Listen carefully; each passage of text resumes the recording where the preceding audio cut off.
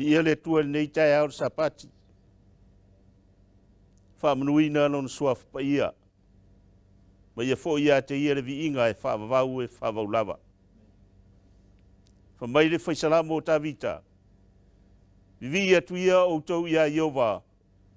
Awai le lei o ia. Awai whaavavaulava lona lofa. Moni ma whamaoni o upu le fionga le atua. Sa fia finga ar whaisalamo. E whaavavau le lofa o Iova. Le whaavavau leo le lofa o Iova. Le ana teitai mai eilo tau soifua le la tau sanga. Leo tātou iai SAPATI longa tolu nei tau sanga fau. Fo ila le viinga i le tua nei tai ao. Ia vi iai lana fio e whaavavau. Whaavavau lava. Ai whai le leo e whai mafonga. On tanga ruenga le sento. E Faafeiloai iai le ta maru o tātou ngā ruenga. Sa moa tuto tas. Mo mua mātou Faafeiloai atu. Lau sunga le teitai i au pasta wili ma le whantua. Ma le ainga. Ma rore soifua mnuia. Ma rore langi ma. Faafeiloai atu i lau sunga le au tustusi ma le whantua ma le ainga. Le ngā tei lea sunga te uoloa.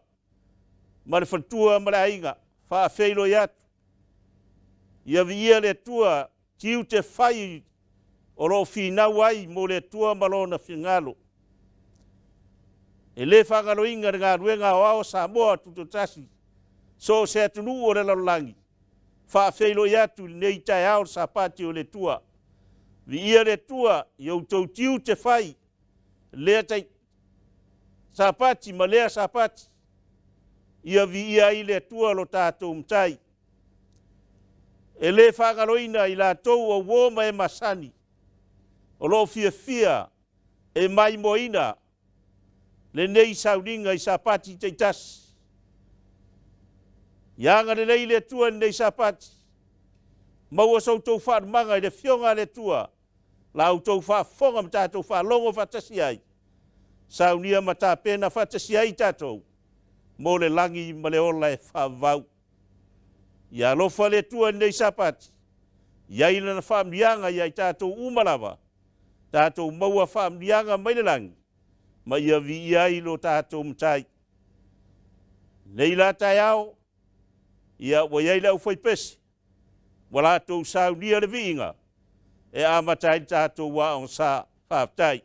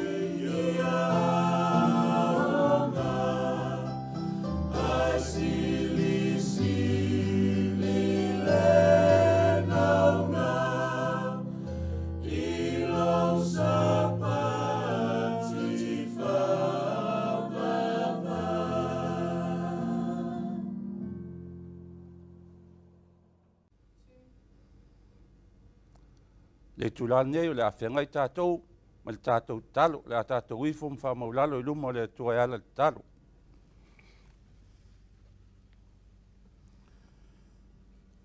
Lo mātou ta mai o i le langi, mātou te vi ia lava lau o fio e whaavavau lava. O le atua lava oe o le langi ma le nei laro langi. O la ua fio fo i ona mea ma lava. O le nei la tae au Paia o lau sapati o mātou to tuli ai le atua. Mātou te moli atu le mātou nganga whaafitai ma le vi inga i lau fio. E tu sai o le uanga le lei ma lau tausinga ia te i mātou o lau whanau. Ua mawhai ai o na mātou au lia mai le sapati lona tolu le nei tausanga o mātou savalia. Ma e uleanga le lei ma le alofa o lau fio. Ma i le nā tausanga se i mātou au lia le nei tai au. Whaafitai ma vi ia oe le atua e whaavavau e whaavavau lava. Tali tonu foi o lo whaapena lo wanga le lei o mātou a inga.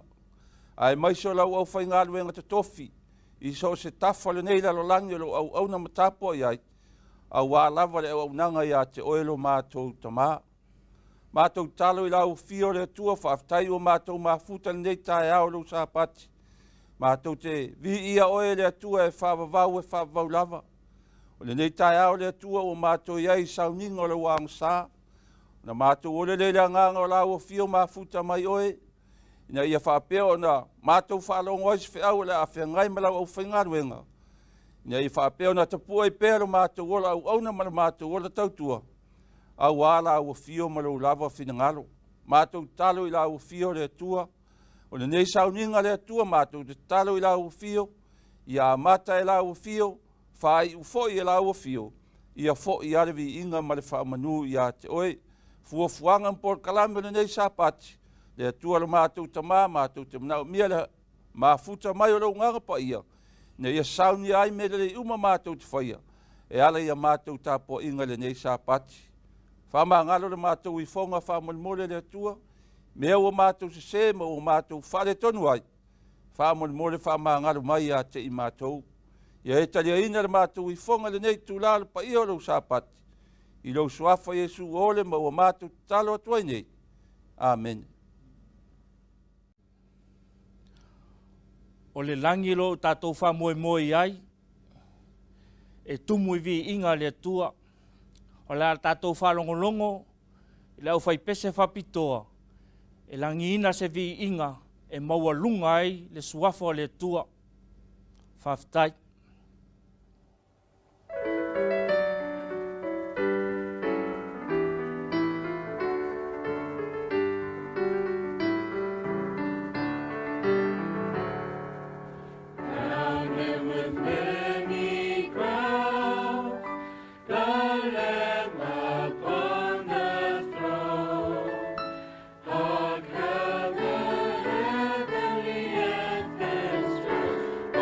Music.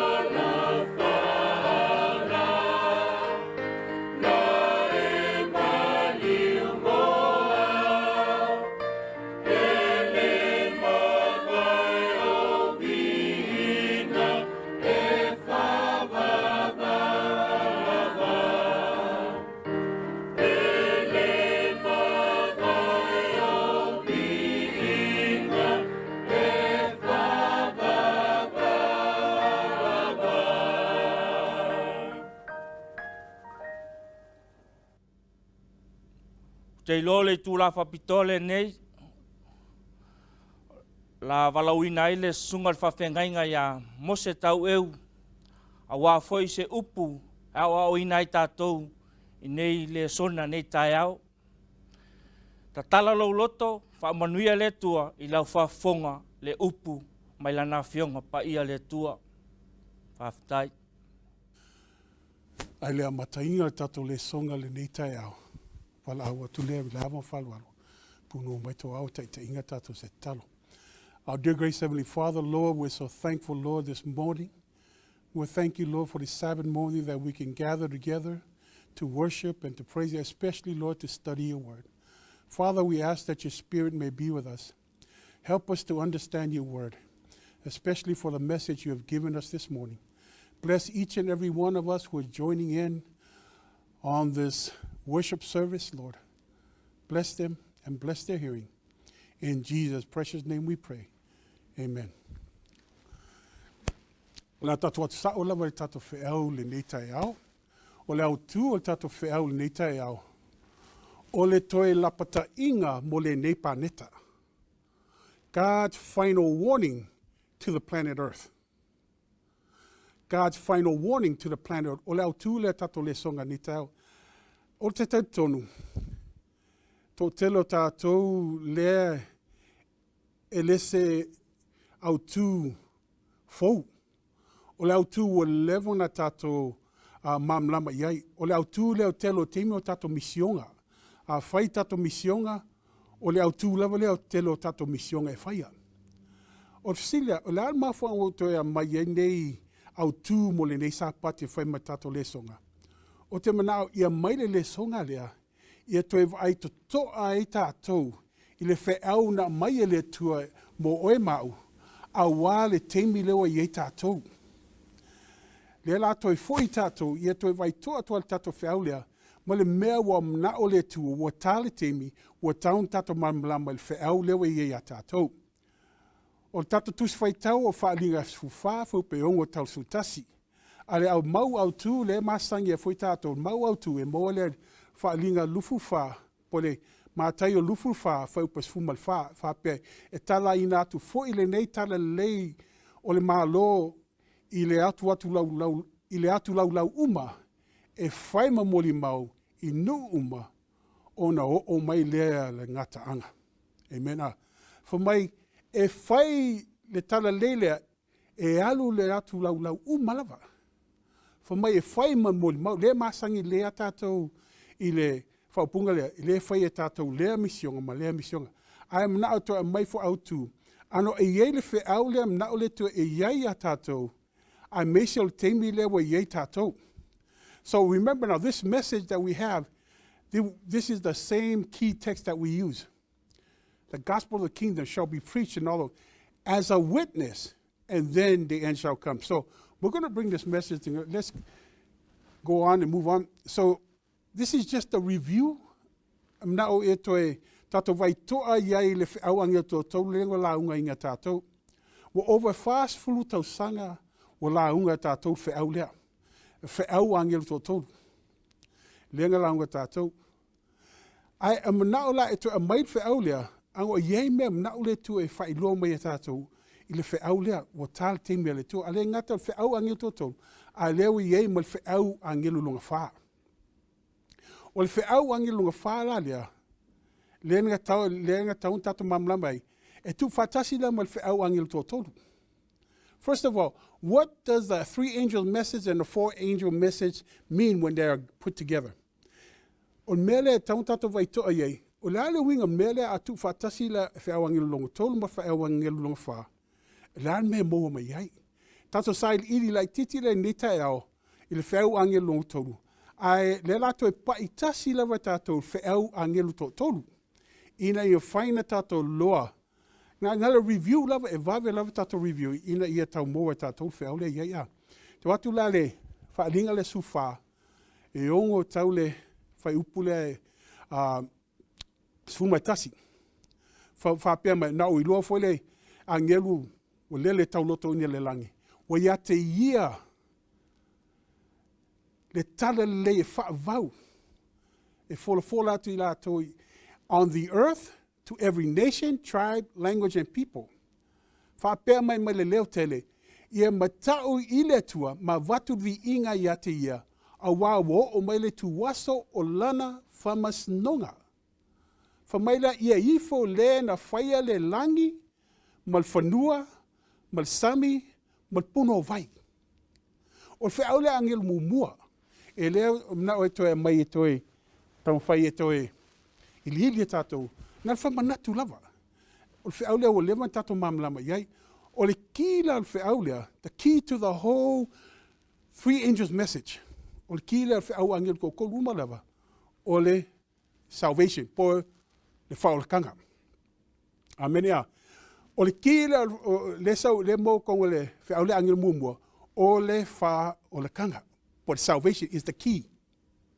E whala mele mna o e kawa kongo le maulea, le te mōmati, o le tala le lei e whawau, e matau le tua ma watu vi inga ia te ia, wo o mai le tu waso o lana whamisnonga, ma ifo le na whaia le langi, whanua, sami, malpuno vai. Sifu tato le la tato vai atu le vaenga ia whaa, ni tai au, vaenga ia whaa, for mai o le tala le lei e whaavau, o ki ia, o le whaolkanga, o le tala le whaavau, e tala noa, o Iesu lea, le mo le Romai tasi fo pasuma luongo, e le ei sesi.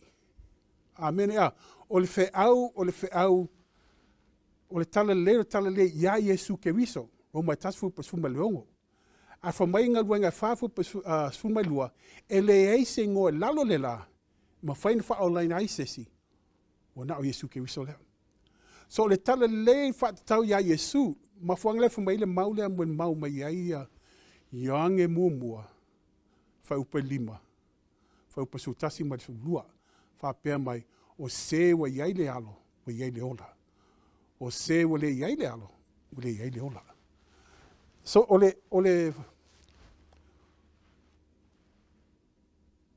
le tala le whaavau la lea, le tala no ele tu, e whaatau o tangata wa tali tonu ina Iesu, wa watu lana ola atoa, o lana manatu atoa, lana loto atoa, ma lana mawhauwhau atoa, ma lana manatu atoa, ia Iesu ke wiso, o e whai ia ma lana whaola. Amene a, o na o Iesu e whaolina ai.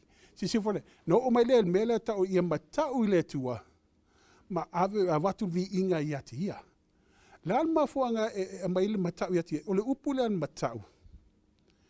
E sau mai le upu e lengi lea, la le winga lupu lea, e lese matau fole ia fefe.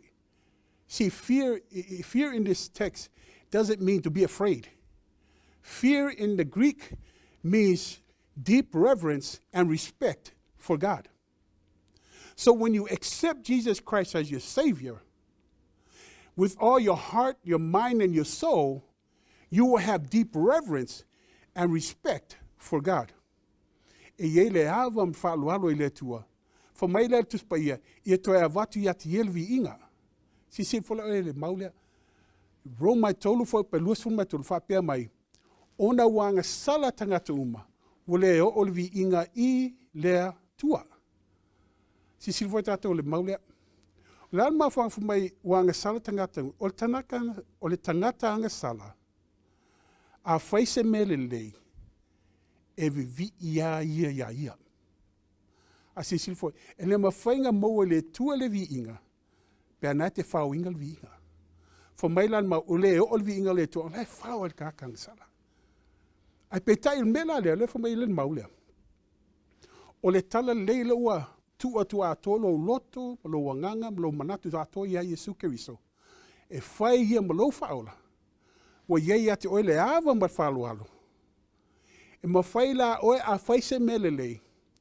E ma whaina to e whafoi oe le vi inga I le tua ang o Iesu lenga whaanga maanga luingo ang sala.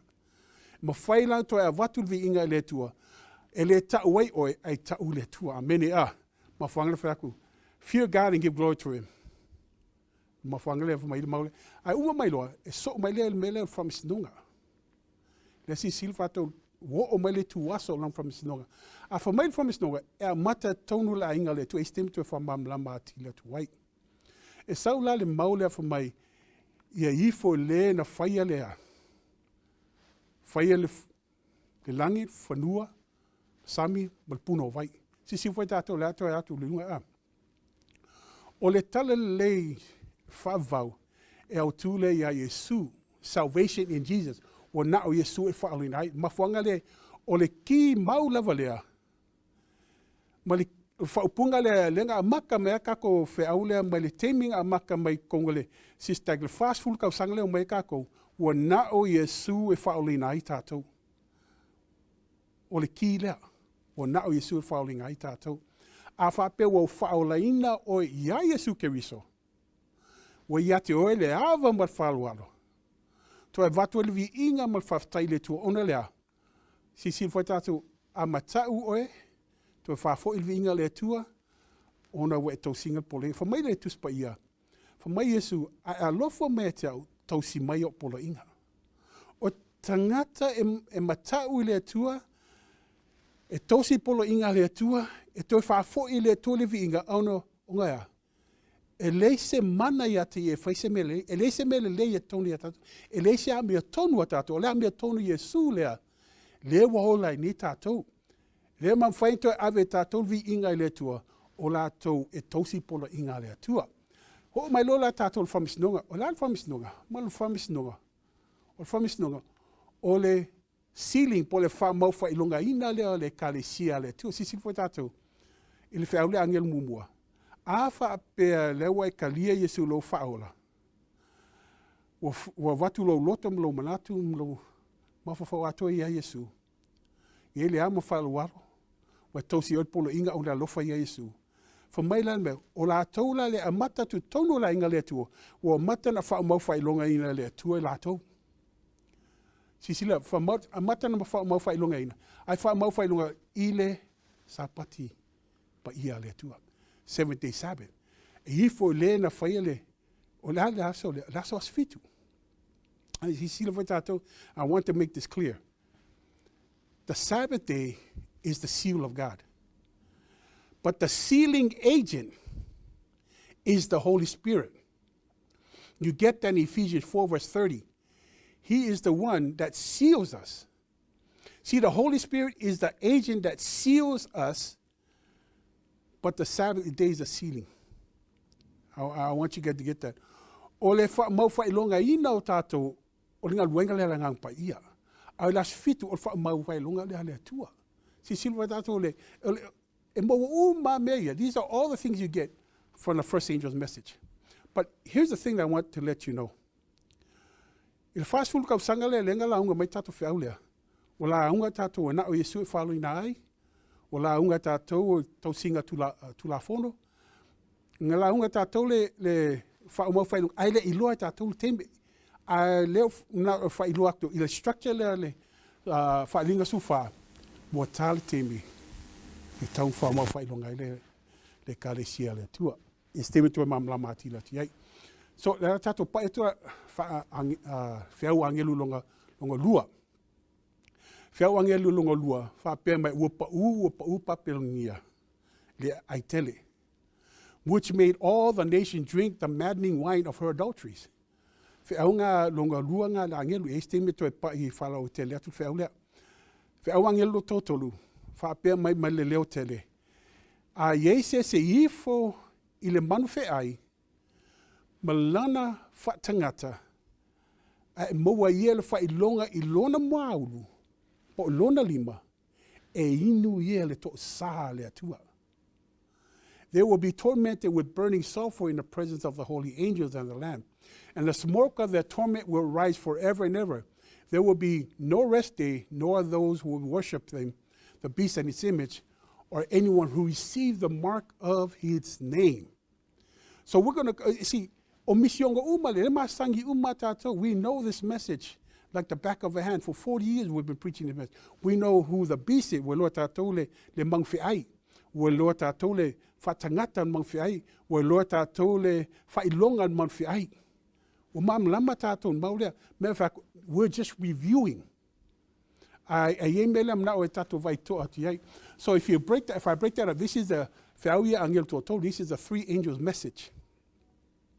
Faumamua, Faulongalua, Faulongkolu. But I want you to take a look at this because this is the three angels' message. But then there's a fourth angel. There's a fourth angel's message that will come. I see there's a question that comes. What is the fourth angel's message? Lewa umanka ukavaku ile nikai aule fe aule langilo longfa e kavaka ko fala wekele. Number 2, silulongolua.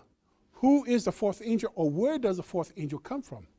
Le la kavange kako ie ko mamlama. Il fe aule angelo longfa. Ol sili. Ole ale wingal mele fe au angelo kolumba fe au angelo longfa. Ole ala nga winga. Ole ala nga sota inga. I le temi mulmuli o le nei paneta. A mene a, le la tato vavai atu iai nita au a. Si foi tato le tusi singa le alinga waika. Fumai alinga waika. O Babylon at the time brought to view in this prophecy, mai alinga waika. O le temi wa matanga el vai atu valo angale wa le temi le valo angale. Le tal noa alinga waika. Il temi le ye tato. It is declared, her sins have reached unto heaven, and God hath remembered her iniquities. Revelation 18:5, that she has filled up the measure of her guilt, and destruction lies about to fall upon her. But God still has a people in Babylon. For my tuspaia, for my letua, e yai lava lang tangata letua, like tono Papilonia. And before the visitation of a judgment, ale sau malai lunga Papilonia, mai letua, ival au mai fafu yo tangata. These faithful ones must be called out, that they partake not of their sins and receive not of her plagues. Hence the movement symbolized by the angel coming down from heaven, which is, again, the fourth angel of Revelation 18, lightening the earth with his glory and crying mightily a strong voice, announcing the sins of Babylon. Now listen, I want to pay attention to this. In connection with his message, the fourth angel, the call is heard, come out of her, my people. Now listen to this, this is very important. You need to understand this. These announcements uniting with the third angel's message, we're talking about the fourth angel, announcing the fourth angel's message, uniting it with the third angel's message, constitute the final warning to be given to the inhabitants of the earth.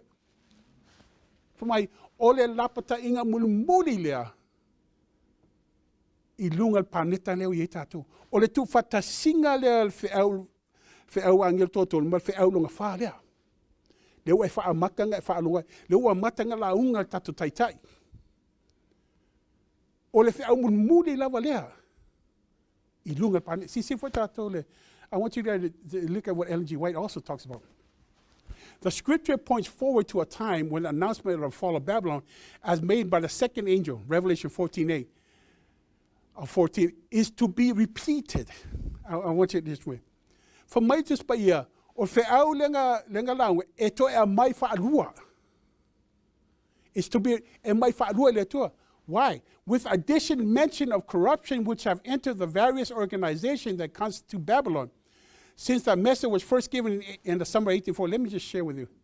For my ilitasi valu fafa, temin laungal fe aulea, na launga lato upa'u Papilonia.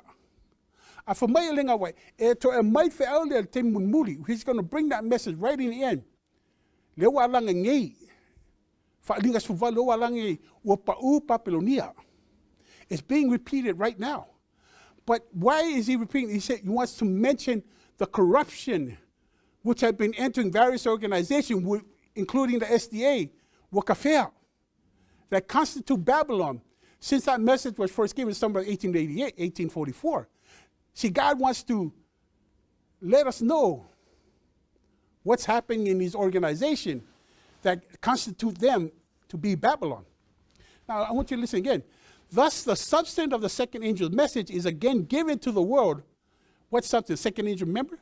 Second angel's message is Babylon is falling. By the other angel who lightens the earth with his glory, that's Revelation 18, the fourth angel's message. These messages all blend in one. If you hear what they come as one to come before the people in the closing days of this earth's history.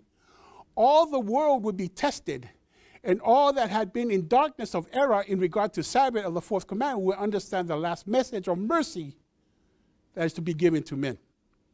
This is what Ellen G. White says. So the question is, when? When is a fourth angel and a third angel supposed to unite? What time is that? What time is that going to happen? Now, we're just going to take a look at the structure. We're going to look at the structure. Now, if you look at this structure there, Revelation 14, we're going to do an exegetical structure. We're going to so you can understand. The structure will help us understand the message. Now, if you look at Revelation 14, verse 1 to 5, we're talking about the 144,000. Revelation 14, 6 to 11, we're talking about the three angels' message. And then the last part of it, we're talking about the harvest. So let me just bring that up for you. You see, you have the Lamb and the 144. This is the basic structure. And so we can understand where we're at as far as what's going on with the three angel message and where we're at. And so when we're talking about the Lamb and 144,000, we're talking about those who preach the three angels' message. Amen. See, the structure tells us that the Lamb, or the 144,000, are they that are going to preach the three angels' message, and they are the one that's going to cause the last harvest of the world. Are you following me? O la tole tupu maele se lenga mulmuli ile laulangi atoa.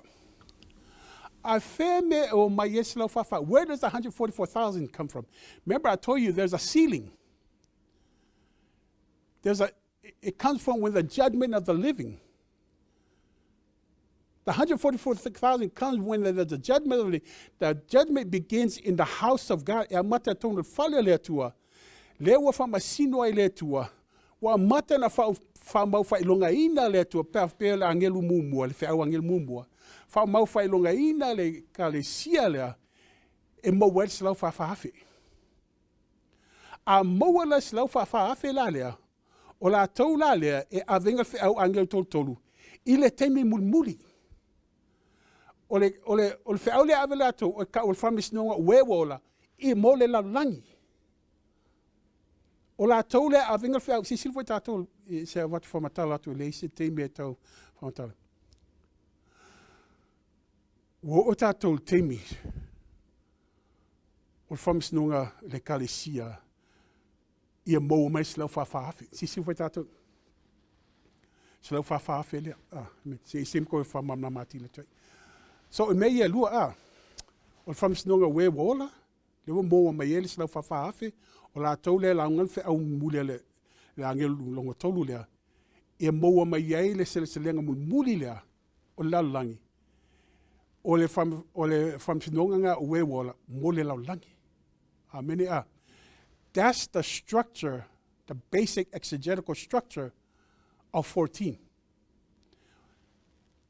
Because many years, but when I was putting the structure together, you can understand. But there's a question that comes in. The question that comes in is that SDA has been preaching the message for 120 years. True. Na la unga le kale siekele le fe aule mai kasi valu ongo se kasi iva valu o. Slau luas ful kausanga. Ale ngaka nga wala aunga foi le SISDAC kasi iva valuo se o lua afe luas fulu. Si silfo kako. Ole kalisia le SISDAC. Just 3 to 4 years ago, we started to preach the judgment of the living. Le la unga nge kakai kai. Or from snonga we woli. Wola. Mana wo yeile wa matale Faafeiloaiga le atua I lana whanau. Amenia o fe aule le o makanga la unga nge SISDAC. Ma le teimi le lua fe sufitu. O teimi le nga alaina I e fitu. Ma saingi e Trump lea. Ile saingi le whamalosinga o le asa. Amenia O mela le leng tupu mai fasu tau sang si fotato. O le kalesia tele lea. Ele ila unga ina la tole le famisnonga we wola. Because malkemi le kasi valu onga o la unga la kol fe aulea o we wo ti famisnonga we woti. Amene a. Afa pe le ila unga la to ele ila se ele ila famisnonga we wola. Pe fa pe ele ila unga la to le kalunga sa o tato le kamfrangisi a. Afa pe le ese se famisnonga we wol ele ila famisnonga mo la to la langi. Afa pe le ese famisnonga mo le we wola. Amata me tonga karisia ele ila se lau faafe. Amene a. Afa pe le ese se lau faafe au SISDAC lenga makainga le mea. Ele yo okul keminga. Ele yo okul keminga lea. Afa pe le ese mele ele ese se lau faafe la ungel fe mulmuli. Ele ila se lenga mulmuli. Mol paneta ni. Si silva pa wan me ye temila. Ngal fe au angel toto lenga la hunga mele. Kamfronisi. Mari kasi valu o se kasi iva valu o. Ngal fe au angel koko. Ai peta ila lo o tato temila. Lewa atoai le ata le faalingas fumal fa. Le alma fuanga wasuia le tole lo te lelo tato ua tafea le kalesia, ua tafea le finge. Amene a. A peta le nga ua tafea le finge. Au SISDAC lenga Amata inga lenga luenga le ma le lua fe sufitu. Le lua fe luas fulu, fast fulu kausanga. Le au mata nga sui foi science. We're moving into a whole different realm. SISDAC moving forward is not going to be the same SISDAC 40 years ago. We're in 2022 now. The reason why I look at this. The structure we're at this time where we have the 144,000, the 2 witness, and the putting together of the 3rd angel's message, the 3 angels' message, and the 4th angel. O le tu fatasinga le fe'au angel tolu ma fe'au angel lunga fa. I just want to say something you can understand when I'm talking. I don't have time to explain and talk about 144,000 2 witnesses. But here's the thing I want to share with you. The 144,000 and the 2 witnesses are one and the same. Let me just say that again. The 144,000 and the 2 witnesses are one and the same. We call them different names, but they're one and the same. I'll give you an example. We call disciples of Jesus, but we also call them apostles of Jesus, but they're still the same thing. For many of us, we don't know that if you read Ellen G. White's book, Kusila Alenga Weka, Ole Sarafi Malike Rupi, Seraphim and Cherubim. Did you know that Ellen G. White says that Lucifer was a seraphim, but he also was a cherubim? One describes his character, the other describes his function. Are you following me? Elesi fa matala mai ilanga hamio, uanga winga. A olesi e fa matala mai me e faya. See, first of all, the 144,000 describes the character of those that are sealed. You read that, the character in verse 1 to verse 5 in Revelation 1 to 5. It talks about the character of the 144,000. But the 2 witnesses, it talks about the function of those sealed. It's what they do. You read that in Revelation 11. And what is the message they take? They're taking the final warning to the planet Earth. They're combining the 3 angels' message and the 4th angel's message together. This is where we're at. This is what the whole structure of 14 is talking about. We are there. Amen. We are there. You know, ola tole fa mo Failonga le tua. Afa pe wa la ngel fe au angel totolu. Awa matanga le ayatu le manuel ne fe au. And sometimes we're preaching again and we're just preaching to fulfill what God has given us. But really, those who God has called, those who God has sealed, they look at the message, they see something totally different. Pese Faaiu la tu. E watu le ngang pa ia mea ia te lato, e whain lato mamalama, iai a. Sisi fwe tato. Let me just try to bring this together. So this is what the message, we're talking about the fourth angel there. Now, what does the fourth angel have to do, again, what does the fourth angel have to do with those that are sealed? Again, the fourth angel, and we talked about what he does, the fourth angel is talking about the Holy Spirit of God. The Spirit of God that has taken over the work. He's the one that, let me just continue on, then I'll explain a little bit further. Before What is the fourth angel's message? Who is the fourth angel? I just want to bring us up. This is in the time of Jesus. The Jewish nation carried the message of the truth until 34 AD, until God has given it to someone else. Jesus, the Lamb, was sacrificed for our sins. The empowerment by the Holy Spirit sent by Jesus and giving it to those who are going to take the message. Amen. See, and the message was, well, not Iesu following night. Now, I want you to look at this. This is what you call the former rain. The Holy Spirit and the disciples, these are the two witnesses in their time. That's why I say, wait for the Holy Spirit. See, the Holy Spirit empowered them. The Holy Spirit didn't come to change who they are, to change their mind about God. No, the Holy Spirit came to equip them, to empower them. Wa mai e tola ngang Paia, ina ia whaupenga ina leo whaingaluenga lea tua, a wad Faaiu e alu te muri. Si whadato. The Jewish nation, or the Kalesia lea Yukaya, God rejected them. Le Lord Tatalo, le lua afe tolu slau tausanga o te le mna o te alu to le mama lea Tatalo le Faaiu lea. O teimia whatongi maa ia set whano. Omai ngale teimia a Utaya. The disciples takes the message from that on. They were the two witnesses, the Holy Spirit. Now look at coming down to our time, I just want to bring this to close. The SDA carried the message of truth to the 1980. And I looked at it, tasi iwa fitu lenga ka Faafeiloai kalesia. Ai kasi iwa valu wa Amata I loa le SISDAC la ungal Faaiu lea. Preaching that Jesus, the Lamb, was sacrificed for our sake. The empowerment by the Holy Spirit sent by Jesus. Se ole lekalungo le wanga munmuli. The latter rain. Ai tasi lava le Faaiu wa na o Iesu e Faafeiloai. Si suvedato. Or the latter rain of the Holy Spirit and the saints, the two witnesses. Si suvedato. Wa alun from isnonga wewola, Amata tu tono le kalesia le tua. A wo umana fa Faafeiloaiga, Faafeiloaiga le kalesia.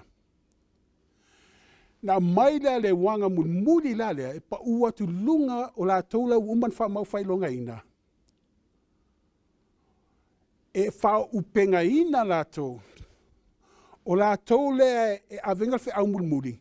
Lewa mam la mai le lalangi atua ona Faaiu loa whaangailanga Paia le slau Faafeiloai. So let me just bring that in English. When God has sealed the 144,000, the Holy Spirit comes upon them, equips them.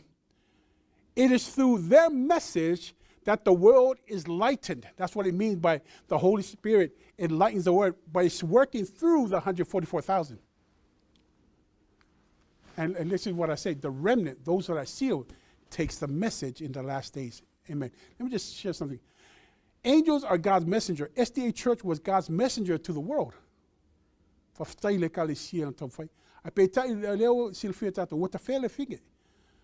Awo tu lai mai wewa toi e avenga Faaiu le teimunmuli ma le lapta inga le nepa neta le teimunmuli. The fourth angel's message is actually the seventh angel of Revelation 14. We're going to cover that. The angel is the Holy Spirit poured out to enlighten those who are sealed. 144,000 last messengers with the last message. Amen. Now I just want to see the message of the fourth angel. In Revelation 18, it says, after these things, I saw another angel, which is a symbolic of the Holy Spirit, come down from heaven, having great power. The earth was lightened with his glory. And he cried out mightily with a strong voice, saying, Babylon the great is fallen, is fallen. This is bringing it twice again. This is the second time. And is to become the habitation of the devil and the hold of every foul spirit and cage of every unclean, hateful bird. For all the nations have drunk of the wine of the wrath of her fornication, and the kings of the earth have committed fornication with her, and the merchants of the earth are waxed rich through the abundance of her delicacies. And I heard another voice from heaven saying, come out of her, my people, that ye be not partakers of her sin, that ye receive not of her plague. See, that's the message of the fourth angel. It's calling out the people that are in Babylon. Now let me just bring us some things about Babylon. It's not only to come out of Babylon, the system or the church, but come out of Babylon in its ways. Si foi tato. Ele eval awina alwese mai le kalesia po le system le o Papilonia. Ai val awinga tato la to le le loto fa Papilonia o winga fa Papilonia. Mal matu fa Papilonia. Mai ia alwese. Si foi tato. You don't have to be in Babylon to be in Babylon.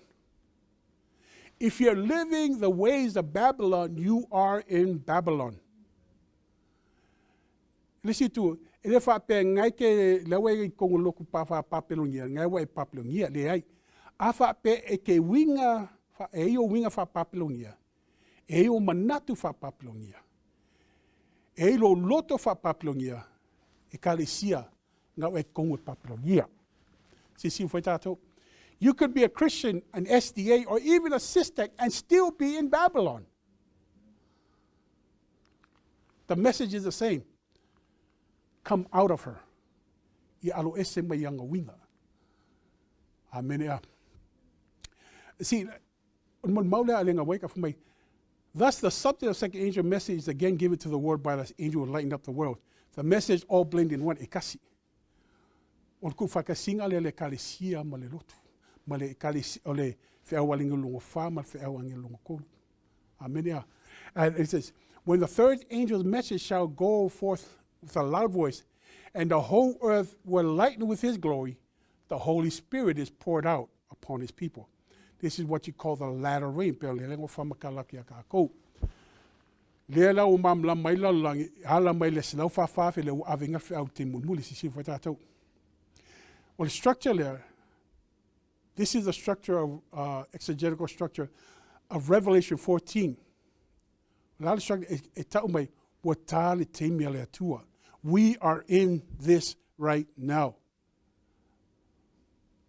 Wa matanga la unga tatou le feau mumuli. Wa matanga la unga tataita le feau lea longa fa. Hala mai tatou e kalesia. Ia lo wa makana tu fatasi e feau ia ngel ko kolma feau ngel longa fa lea. La tatuatu la le tulane. O feme sau mai le angelu longa fa lea. Si foi tatou. I'm going to break this down real quick for us.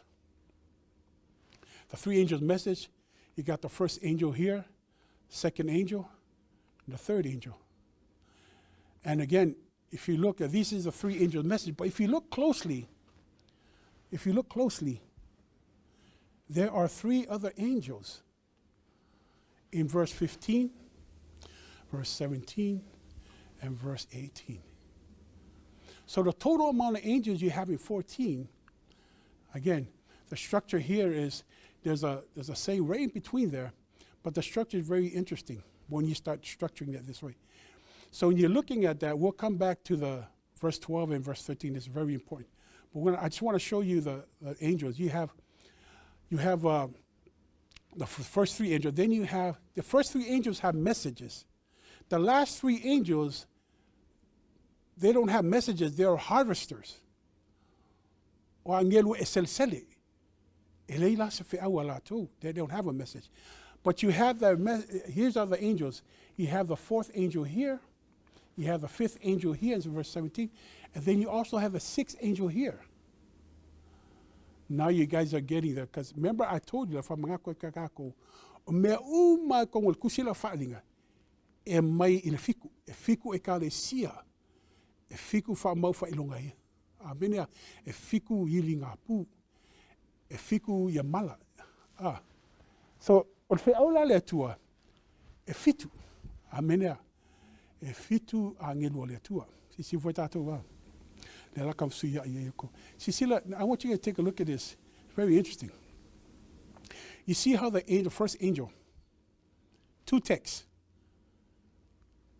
But the reaping angel has 2 texts. The first angel will not still follow. It's talking about the harvesting. That's the first harvest. The harvest of the righteous. Those who believe in Jesus Christ through the work of the 144,000.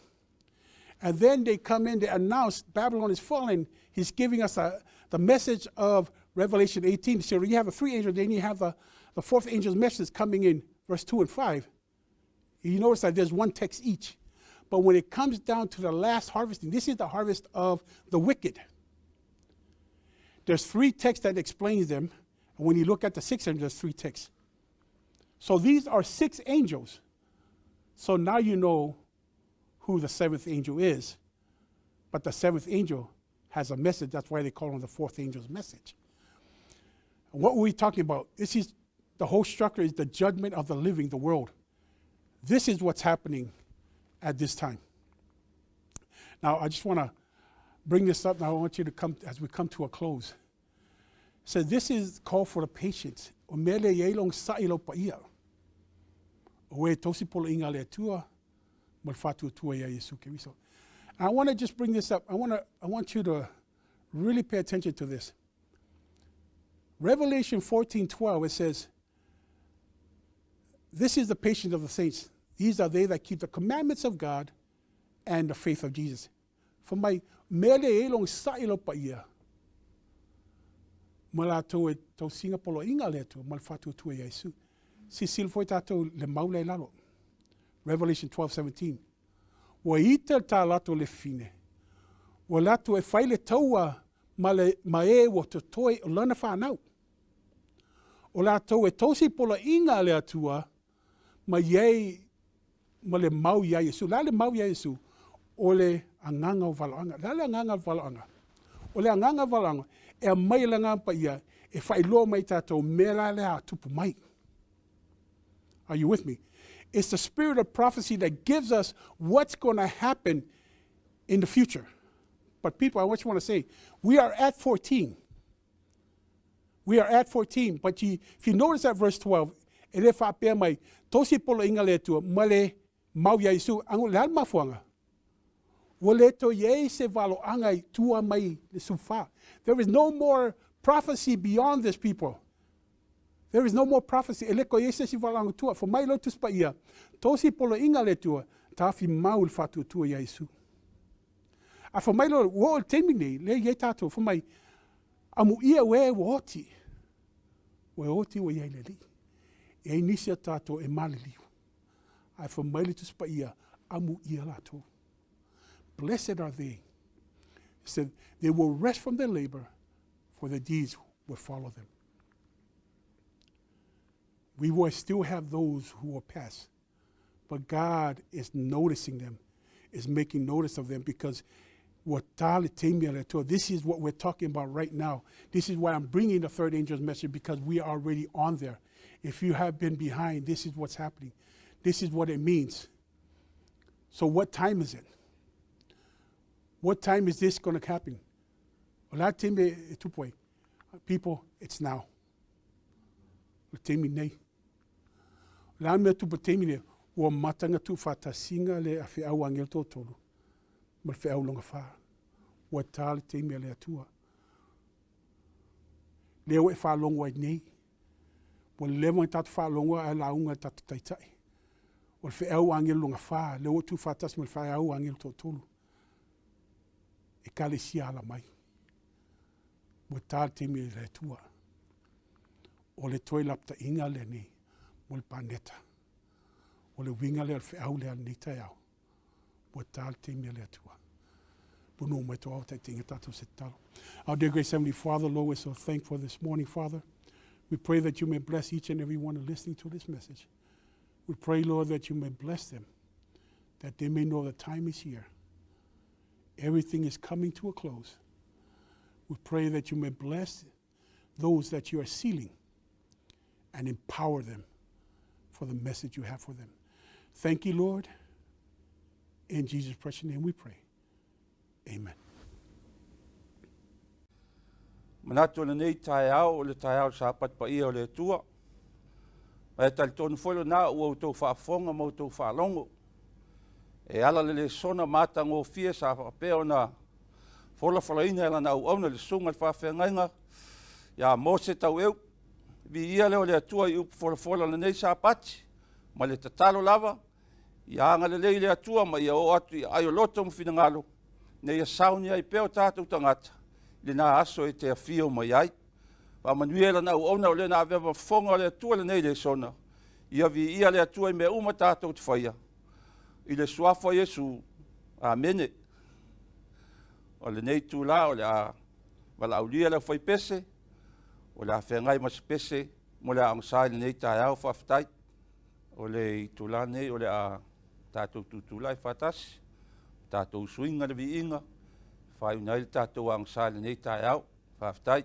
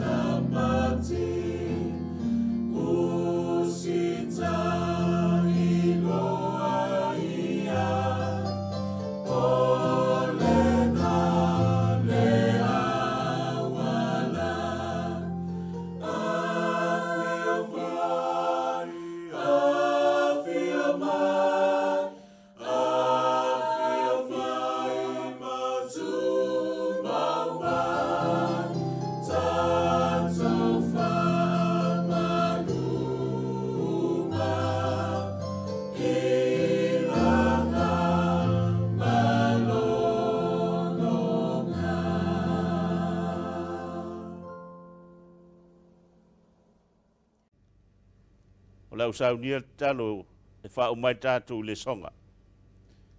Le tuolo mātou tamai o le langi, Umo na mātou whanangolongo i au fionga nei tai ao le tua. Lea sa whaasoa mai eila o auna le tua e ala le songa. Taro le rea nganga o lau o fio. Se ie mori atu i o lātou whinga ngalo o mātou lotoa o fionga nei tai ao lau sapati.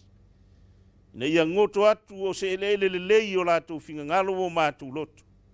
Ina ia tupu maola o fionga. Tā pena masaunia i o mātou tangata.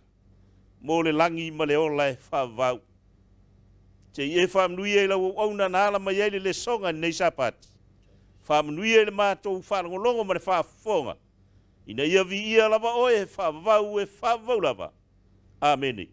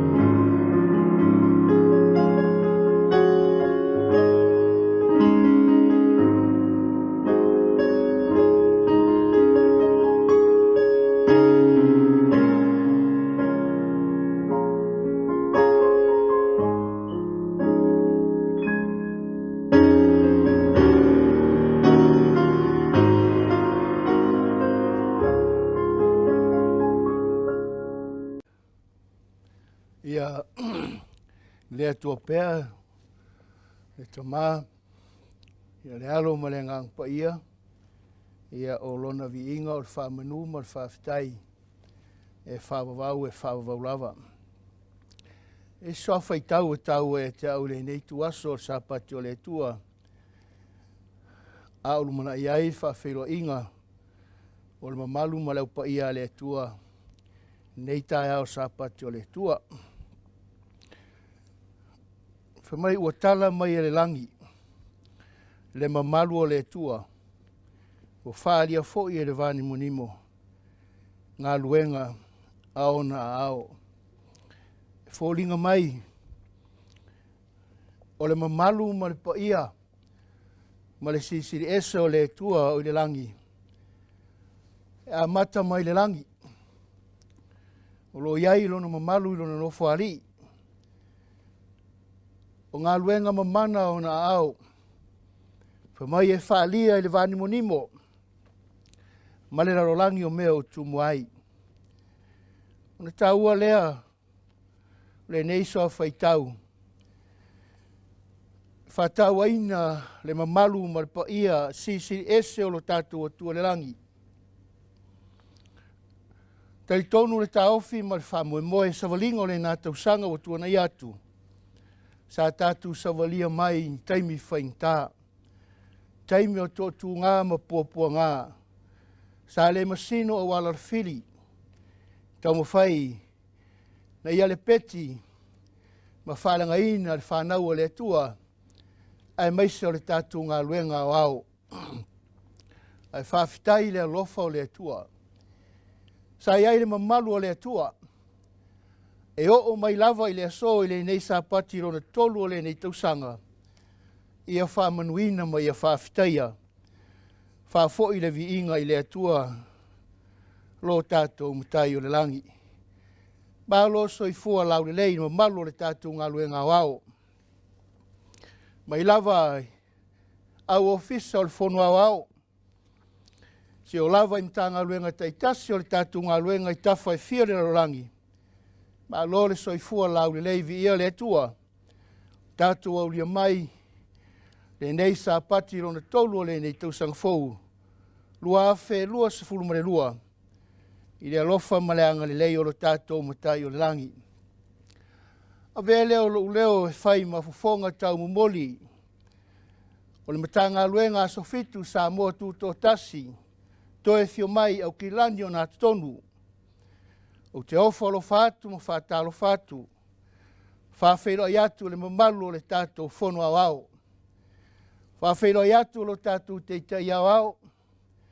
Pastor Willie, Falefou ia atiana mo le nofo alo. Whātalo fatu o na au ofisa ese. Mai lava le whailautusi. Te utupe ma le whatamā. Nei o lātou ainga. Ia mai se le mamalu le tātou matanga luenga wao. Faafeiloai atu lau whainga luenga e o tōwhia i teita ia matanga luenga. O le tātou ngā luenga so se itu le lolangi. Lo nopia iai ma tau wali tau a whalenganga. Wāre tāpene ino le whamuamoa le whanau le tua. I le aso e to e fio whalua mai ai lo tātou matai. Whātalo whātu le tātou ngā luenga so se itu le nei lolangi. E le mawhai on whangaloina. Le tātou au whainga luenga e ua malo lo manu malo. Mana tua lava le loto. I la tau lo itoa le tātou ngā luenga. Si o tātou tamama tua ia pasta vale le teo. Malo soi fua lau le lei. Vi ia le tua. Tulu i pēr soi fua malo loina. Ia uar stalom. Tui maini mo tupanga. Tapo ia le tātou ngā luenga alo whaiwalo tātou teitai ma leo whai ngā luenga. Tau ina le taua Faaiu. SAUNIGA mo le aso e fio mai ai lo tātou mutai. Whātalo whātu lava si o tātou tina matua ia matangi Sione. Malologa soifua. E talitonu le taofi. Se tasi o tina matua o le tātou ngā luenga. Tau i tausanga i tele o lo soifua mai lava. Malologa soifua matangi. Whātalo whātu ia te oe le tina matua. Malolo manu malo. E le whangaloina le nā tausanga. Nā i whaletua ua malolo manu malo. O whailangi wholaunga leo whainga luenga. Sa ngā lulue mai ei tausanga i tele. Mātou te ofalo whātu mo whātalo whātu. Faafeiloai atu ia te uto umalawa. I le suafa manu malo Iesu ke riso lo tātu o li whaola. Whātalo whātu leo whainga luenga i Fai-Lauga. Nei ainga ma whanau. Awa o matia mai. Ia maise o nai ta mamati nā mātua. Lo wau sina sina o tātou ngā luenga. Tāpua ia whaiva maru Tatalo. Ia wāle manuia o tātou ngā luenga. So se te whāle la rangi o lo tātou ngā lueai. Au kilani o ngā tutonu nei. SAUNIGA le tātou SAUNIGA o le launga. I le nei taia o SAPATI lo na tolu o le nei tausanga. A vele o leo whai mawhafonga o tātou ngā luenga wau. Tā ngā luenga i au kilani. O te Faafeiloai lo tātou tofi Faapitoa le nei SAPATI. Ana sunga pasta wiri papu. O ia lea ua whiwhilia Faapitoa le tua. O la ia whaasoa mai whiau. Leo pumoni ma le tala le lei. I SAPATI o le nei tausanga wa mataina. O le Tatalo le matanga luenga ma le tātou ngā luenga wau. Whamanuia le atua lo soifua Pastor Willie. Tūmatia pēa le veino le whiau. Le tauino le taua i la le tino. Ai maisa i la lenganga. SAUNIGA le whanau le atua. Mo le aso e fio mai ai lo tātou mutai. Tō mai le langi. Manuia le atua le tātou tāpua inga le nei aso. Tāpua i mo le tātou iloa. Pe lava le tānoanga Iesu ma whingi no le vai. Samaria. Mai ro si sila fo fonga Iova. Ie tāpua i le nganga ma le upumoni. O le nāle sini ma le whamua mole nei SAPATI. Aua ni o tātou tāpua i fua. Aia tāpua i ma le nganga Paia ma le mana o le tua. Langonaina le Taueu le whiau whiwhilia o le nei SAPATI. Ai fo i le viinga i lo tātou tama o le langi. Iai whamunianga le tua tusa o le tātou SAUNIGA i le nei SAPATI. Tu la Faapitoa nei, le awaraulia ma le whaaloalo, le au whai pese, e te tala inai le tātou SAUNIGA o le launga.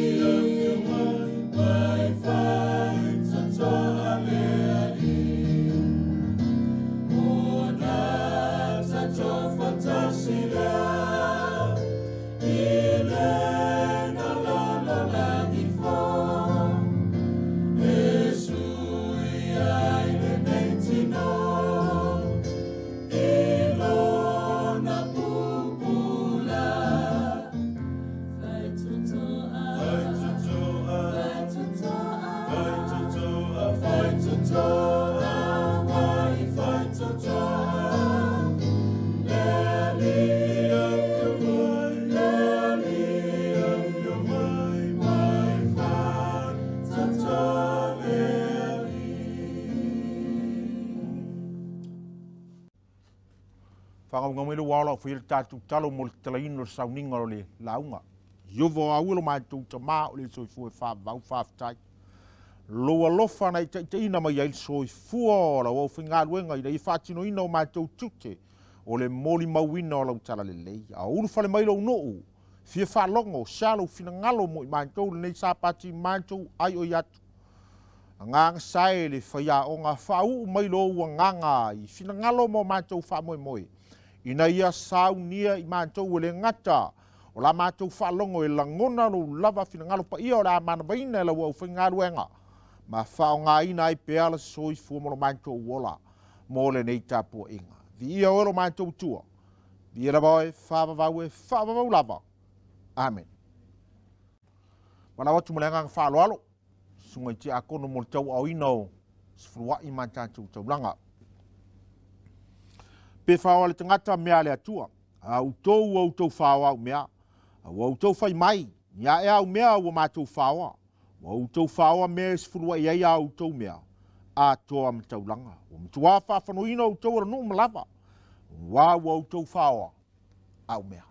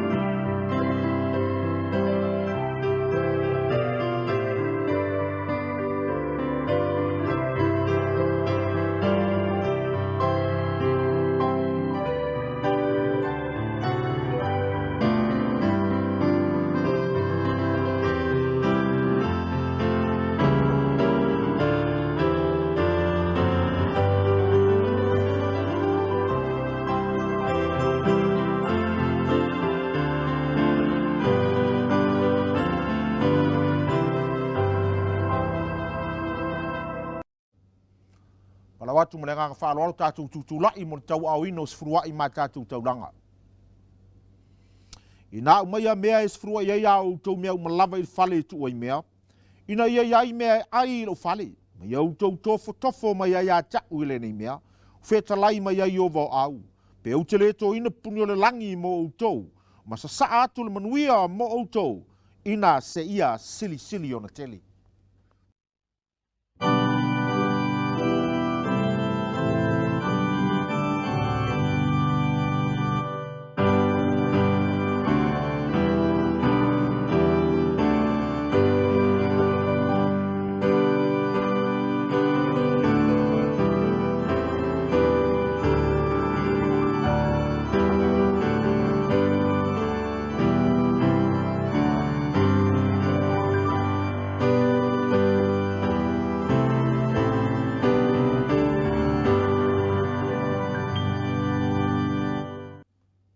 Iovo au elo mātou ta mao le soifua e whāvavau. Tutulai o ti a kono u tauli maina o sifurua i mataulanga. O tupe o le whengainga na o sia mara u fionga. E le ngantai lea o le whatinoina o lea lofo. Lātou uma o e na māta tau i lau suafa ma e whiriwhiria mātou te aveina le whiau le toi i tūla. Lea ua o foi na atu i luma o lau fionga ina ia e whapa ia ma ia e whamanuia. O tupe na Omai e ala i lo wanga leina e fua ina iai le o loa ma le tamau a inga o nei mai aso. Wa mātou te talo atu le li ie, sila mai au fonga mai whamanuia. E le ma Faitau lia, e le tau langa e tasi ne e saunia i Kalevalio, le sois fua o ke riso na sa mai, tongi o la ina ai mātou le whanau tangata. Te talo atu whamane mole le li ie, iai o manuia i lunga o lau ngā ruenga. E tusa i la lātou fua i mo oe. Le ngata i lea leli e whao ngā ina le soi fua mo la mātou ola. Mo au fe au ma lau ngā ruenga. Ia vi alo suafa la mātou tua. Ia vi lava oe whaavau e whaavaulama. Amen. O le tusi faitau mo le sauninga o launga le nei SAPATI, e maua i le Roma o lona mta upo i lua, Amata le faitau mai le foi upo e tasi, e whaangata i le foi upo e lua tasi. Tusi la apostolo o Paulo i le ekalesia i Roma o lona mta upo i lua, foi upo momua e whaangata i le foi upo e lua tasi. O le au saunia le talo mo le a fionga le tua. Whaftai le tua i lautus Paia. Roma sfuma lua le a whaitawina a wale sauninga Faapitoa o launga le nei SAPATI. I e fsoso ani mai whailoa winga monia o fionga. Mai tau te maua ai le ola. I lau swafa Iesu. Amene. O le au whaitawina le Roma sfuma le lua. Mai le whaiupu momua e whaangata i le whaiupu e lua sfuma tasi. O le ai oia tua Paulo le ekalesia ia le leia la te wamio. O le nei, le au soe o te ai oia tu ia te outou. Ona o le alofa muti vale o le atua, ia outou tu ina atu o outou tino i le atua. O le taulanga ola, male malie, male paia, o le mea lea e te tau ai ona outou whaia. Aua foi tau te a mio whaatasi ma le nei lalangi. Ai peitai, ia li liwina i le toe fuata ina o tau loto. Ina ia o tau soe pese al fina ngalo le tua, o mea wale lei ma le maalie, ma le ato toa. A wale loftu no watu ina mai ai a te au, o te whaiatua i a te o tau uma. Aua le whaasili se manato se tasi, i le mea ua te tau o na manatu ai. A ia mal manatu. Ia tusa ma le tō whinga o le whaatotua. O taitasi ma tofu ai mai le atua. A wafa peo i tu tino e tele i le tino e tasi. Ai le tasi se whaiva i tu tino uma. E whaapea i tātou nei le tō tele. O tino e tasi a keriso. Ma ua fe whaafeanga ia i tu tino. O lo ese foi a tātou mea e tu whaina mai i le alofa tu noa ua fo ina mai a te i tātou. Pol perfeta ia whatawina maltofi o whatotua. Pol ti a kono ia whaia le whaiva o ti a kono. Pol le ao ia matua o ao atu. Pol le apoapoai ia apoapoai o ia. O le foai mea, ia whaia ma le matamau. O le pule, ia whaia ma le whilinga. O le whai mea alofa, ia whaia ma le loto fia. Whai upo iwa. Aua ne i whatanga alofa, ia ino i le leanga. Ia pipii i le lelei. Ia whapilpilea i le whalfani uso. Ia tau solamua o nava o le tasi i le tasi. Awal whawai le whiringa, ia losi le loto, ia au auna i le li. Oli le whamoemoe, ia ono sa i pupuanga, fina finau i le Tatalo. Ia tufa atu ni au tau mea i le mativa le au paia. Ia tau sisi le alofa, i tangata ese. Ia whamanui atu ia whaasawama ia te autou, ia whamanui lava ai aua le fituu. Ia autou oli whaatasi mae ua oli. Ia autou tangi foi whaatasi mae ua whatangisi. Ia ngata stasi autou manatu. Aua le manatu i mea silsili. A ia whewai mae ua whaamaulalo. Aua le whaafia popoto. Wheupo isfumal fitu. Aua tau iatu le leanga i se tasi. Ia sauniuni mea e tusa i luma o tangata umalava. A whai e mawhaia ia te outou. Ia outou nofo le lei ma tangata umalava. Le au pele. Aua le tau iatu masui. A ia outou tu watu le to sa. A wa utusia ua whapea mai le li o Iesu Keriso. O ia te au le tau i masui, o te tau i atu. O le nei, a matelaina le waita mai a te oe, fafanga ia te ia, a fiainu, a vatu ia te ia, e inu ai.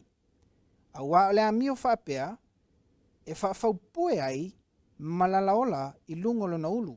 Whaiupe luas whamatasi, aua le whaeto ila loina oe i le leanga. A ia e whaeto ila loina le leanga i le lei. Ia whamanuia mai le tua i whaitawina o ana fionga i le nei SAPATI. O le atu watu lola le avanoa lea, e eisi au whai pese matautia o le ala tau langi ina se vi inga Faapitoa nei SAPATI e te tala ai lau finangalo, ma lau whaafonga i le SAUNIGA o le launga, o sauni mai ai le tātou Fai-Lauga Faapitoa, i le suafo Iesu, Amene.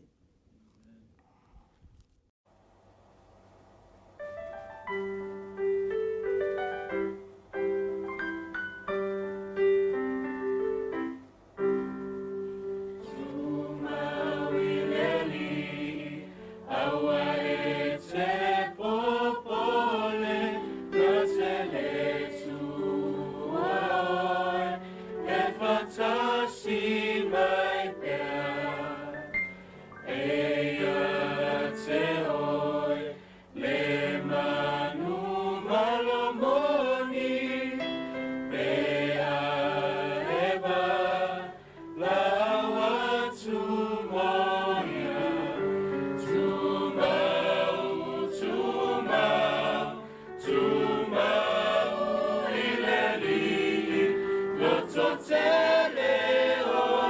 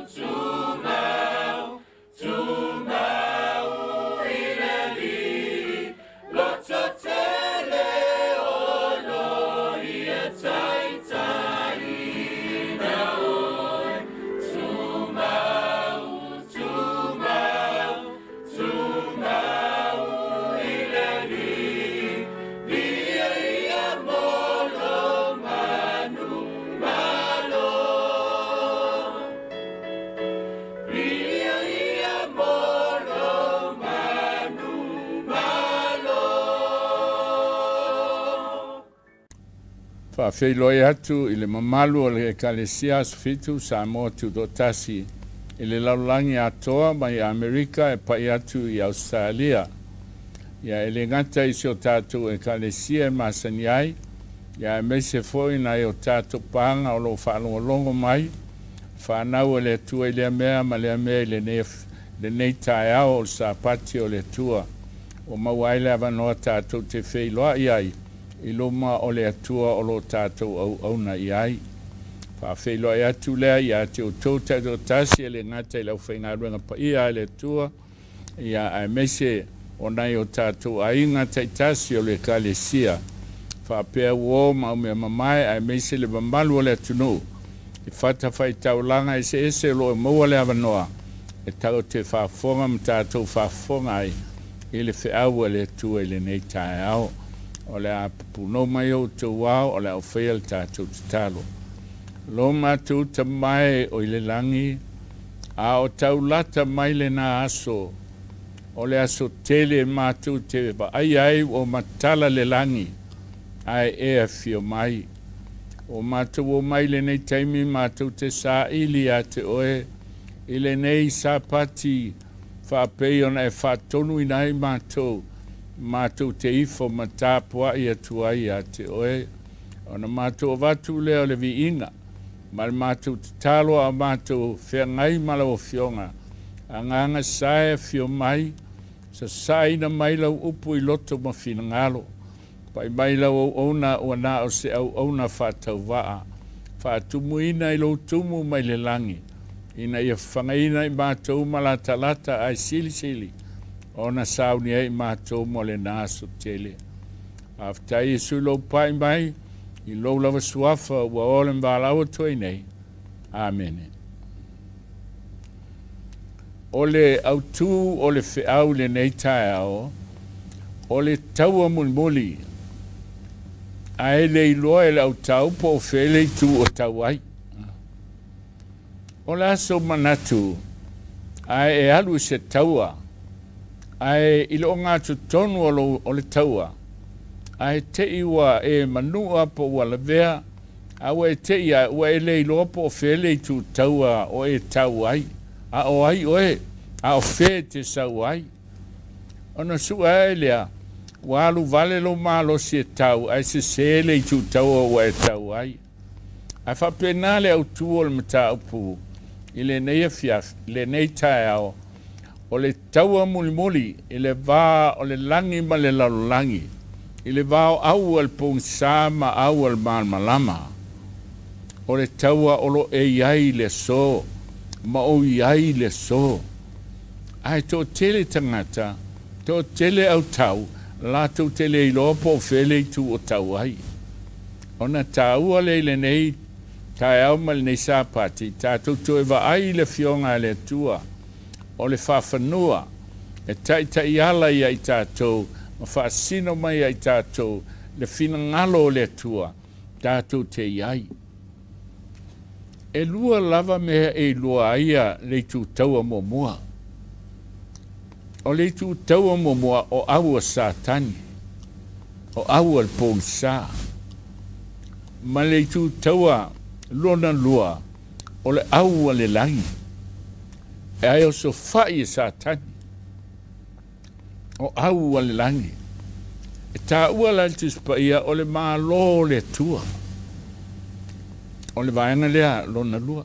A le tasi vaenga e tau o au po le malo Satani. A e vai matei e lo sulfa, alfa po sulfa. Fai mai le a fionga le tua. Ua tato iai le teime le unga. Fai mai le e tala inad foi le nei tala le lei o le malo. Le malo ai. O le malo Iesu. O na lea. O na o mai loa lea o le nātaanga. O le taua mulimuli la, e a fia i le tala inga o le tala lelei o le malo o Iesu. Te whawhamai. O le tu taua le atua, e alangaina le tala lelei mulimuli o na susoolo le mal nātaanga. O le tu taua la Satani o lana ngaruenga, o le sofai o le tutau a le tua. Ina ia tawhia le alangaina o le whiau, ia tawhia le ngā ruenga, au ane whaia, a ia mahale pelepe. Al whai mai leo le fionga le tua, le whalinga le lua sulfitu, sfuluofa sulfitu, wa ita foi le tarako le whawhine. O ai le whawhine, o le whawhine o le whaatusa leo le kalesia le tua, mai ai le fofuanga, e tau mai le so. Whenga inga tuai, whaatusa Israelu o le whawhine. Whenga inga fou, e whaatusa Israelu whalenganga po le kalesia le tua o le whawhine. Le lai te maualo na sootanga i whalinga mtau po suma lua. O le ate o le whawhine na, o le fine ofu le la, o lona ao e li o i whetua se fulma le lua, ma ona vae se e vae i le masina. Pe tu i lunga al masina. Whenga inga tuai, po le fine le whenga tuai, o le ate o le kalesia e tu i le masina, po SAUNIGA ia whai ata i lumanai, i le maliwa Iesu ma tala lei. I le whenga inga fou, o le whawhine lea, o le ata o le kalesia le tua, ua tu i lunga o le masina i leiso na malmalama, a o le ata o le fionga le tua. E atia e ai, i lunga o le pumoni, e ofu i le la, o le amio tonu kiriso. Se fulu lua whetu i lo nao, o le au apostolo ia to sfuma lua, o lo o whaavai na ile ai Paia, i whaalinga mta po e lua sumatasi. Wa iai la le hata o le whawhine lea, i whaalinga le sulua, malona talaanga atoa. Ai Faaiu al wheupo sufitu, whai mai e Faaiu le whanau al fine. Oi, e loa le whanau le al fine, o e tausi polo inga le tua, ma ua taofi le mau ia ke riso Iesu.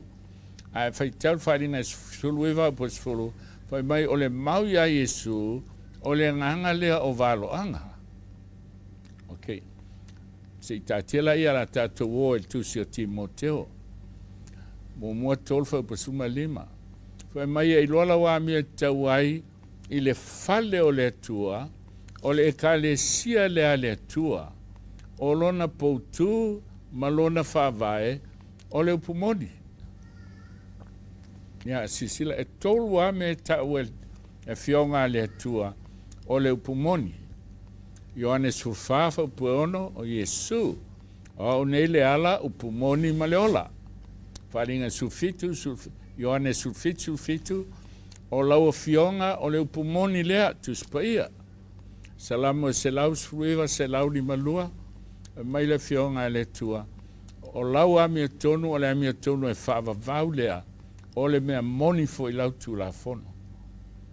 Ia, sisila tātou, tuspaia, tu la fono le tua, o Iesu. Ia, sisila lai mele i loa le fine lea, po il whanau, o e utitoe il whanau il fine. E loa il tausia poro inga le tua. E loa le nganga o valoanga. E le me alofa Faapitoa le tua ia i la tou. O le nganga le o valoanga, e moli mau ia Iesu. Le fai mail tusia Peteru, o ia i tātou le upo o valoanga e sili lona mausali. E le leina o tau nau iai. O le foi a toa me tolu. O le a. O le fio o Iesu, moli mau ia Iesu, o le fionga le tua, o le a, polo inga se folu ma le mau ia Iesu, e tu sia i le fionga le tua. Le upumoni. O lona winga, o e to toi al whanau al fine, e iai le upumoni. A iai le mea alofa Faapitoa le tua. Wa tu iai, e le maua isi e kalesia. E te feo sua i te le maua isi e kalesia. E le mawhaina tausi polo inga le tua. Langa o le kalesia le tua, e tausi polo inga mai se fulu le tua, wa tuu iai e le tua le mea alofa, wa vivii ai tutonu, o le maule ia Iesu, po le nganga o valoanga. Ona tāua la leo tātou o mai nei li taimi Faaiu. O le ekalesia malava. Walawa alalanga o la tauolo i ele pumoni. O ekalesia malava e alanga o le tuspa ia mai na o le tuspa ia lava. Peitai, e alanga o le tuspa ia ai tausi mea o le simalo. A o e to toil whana wal fine, po le malo leo le tua. La tau tausia polo inga le tua. Ma la tau stai mea malava o whai mai ai. Iesu Keriso, po le fionga le tua. Ai ate i la tau le mea alofa le Faapitoa. O le anganga o valoanga. O le ala la tatou mai moa nei. I le me tau o le anganga o valoanga. E alai ona e loa li le tu tau a mulmuli o lo e tau ai. A ele man malama i ai e te le loa. O le tau ana al tai au nei. O le tau ana al fe au le tai au nei. Ona e to o tele au auna mal whanau le tua. O lai tau man banatu o lo tau mo le tua. A lai tau mo satani. Ia whawhonga la tātou. O le vaenga lea e tau o le free prong attack strategy. O sa whainga matatolu o le fili. Whapenei. A whai e ieise malo. Ala o mai le tau alena whai Vietnam. Tau te malmalama mai ai. O le tau alena whai Vietnam. Ele i to i lalo Amerika. Ona ua vai a ao. O ana fita po ana au pera tau. Ele ai e tele teime tuli e tua tau tua oi besaina. Ona ole o komunisi tau whaalili mai lesi tu. Ele i whaia inga la ua vai au tau. Ai ele si os whainga na mafua into i lalo. O lea lala tātou vai os whainga o mana tolu. O lea foi e whaonga sa tani le so. E so whai ai le au tau a le tua. O le whaalave lave lao lo tupu. E le o malmalama le au tau a le tua. I le meto tia le whaonga. E le o malmalama foi. I le tero taimi. O la he tau la tau mo satani. Ai ofu le uniforma le au tau a le tua. A tonu la hea ngalfe au tai au nei. E soani ai ate oe. Mua o le o sofa inga e sau fafo. Le kalesia le tua e whaavai le pumoni. A le kalesia al mele os whaia o au al pong sa e sofa i mai fafo. La se tātou vava ai mo po whesau ai. Na e vai le ia satani. Tau te silfia. O le ingoa le o Lucifelo. Le e na liua o ia whai ma satani. E na o le tasi ana sautus pa ia. A o le soa avese lo na ingoa. A e alu il Vaticana. O lai pepese mi tāpua i a Lucifelo. A o satani na. A e whai taula altus pa ia. Na e maua lea. I le tani e luis furfa po su tolu. Whai mai le whamtalanga le angelu. Na awina mai o ia. Kapilieu lea. Awina mai o ia whamatala i a tani e lu. Le winga o le mitina le man mai le tani e lu e valu man tani e lu iwa. Ai luas fultasi po. O tau fia o ia. E le li o le mahalo persia. Ana le saula me ka eli po Iesu. E tutusa la pawa masiri atu i lo Lucifelo. Na maliu mai mafsosani. Ona mawhai eile ana sa loto ia. A kapili elu ole angelu silia le lang. Peitai o ia le ana sui tūlanga i a Lucifelo. A Lucifelo na fausia e Iesu e tutusa la ua. E na o Iesu la mwhaintu lia ese satani. A e lua sultasi po o tau whiofila angelu sili na malosi ele atua o ia le lang. E whaingoa la satani. O le li o turo, i le tusile o eskelu e luas funmal valu, tolsul valu. Ai whaingoi i le tusile o tani e luas fulsu tolu. O le li o le mahalo persia. O lona winga o satani e ngalue mai i mahalo le lalulangi. Ea. o satani e na lue mai I malo le laulangi. Wili aile o pule e hawhai mai le whianga le o pule uma mai le tua. Io e o pule uma I e le pule whaale malona o mai e le tua. E pui pui ai tangata mai le au soli tu la fono ma le au ami o le anga. La tu te whaatama I al whanau e le tua. Peitai, wa iai fo I le pawa le ana au mai e le tua I malo. A wala foi sa tania, join ai ma pule e ia malo laulangi. Wa saulala na pule wa mix. O le lei ma le leanga. A o le malo laulangi, wa uima iai le fili e whaasanga tau le whanau e le tua. Ia, si sila foi tātou I talaanga o le malo sa tani ma mea nei whangaina. Iskero lu fulvalu fo pelua. Ia e whai atu le li o turo. O whamawalunga lo loto ma ue whai mai o au o le tua. Ele o le li o turo au sa tani le o whai ngoa o le ate li o turo. Si sile whai posulua su tolu. Sai e tena oe il whatoanga le tua. Na lilo ia oi maa tau al serikea tō pasi a loma. Maa tilin tau na saunie I le aso na whaiai oe. O oe mao na fausie le fuefo le lele. A o lusi felo na fausie Iesu I le aso na whaiai I maa taua. E ato tolo na matangofia, ato tolo na poto. Malona malo si e pei au se masanga ma Iesu.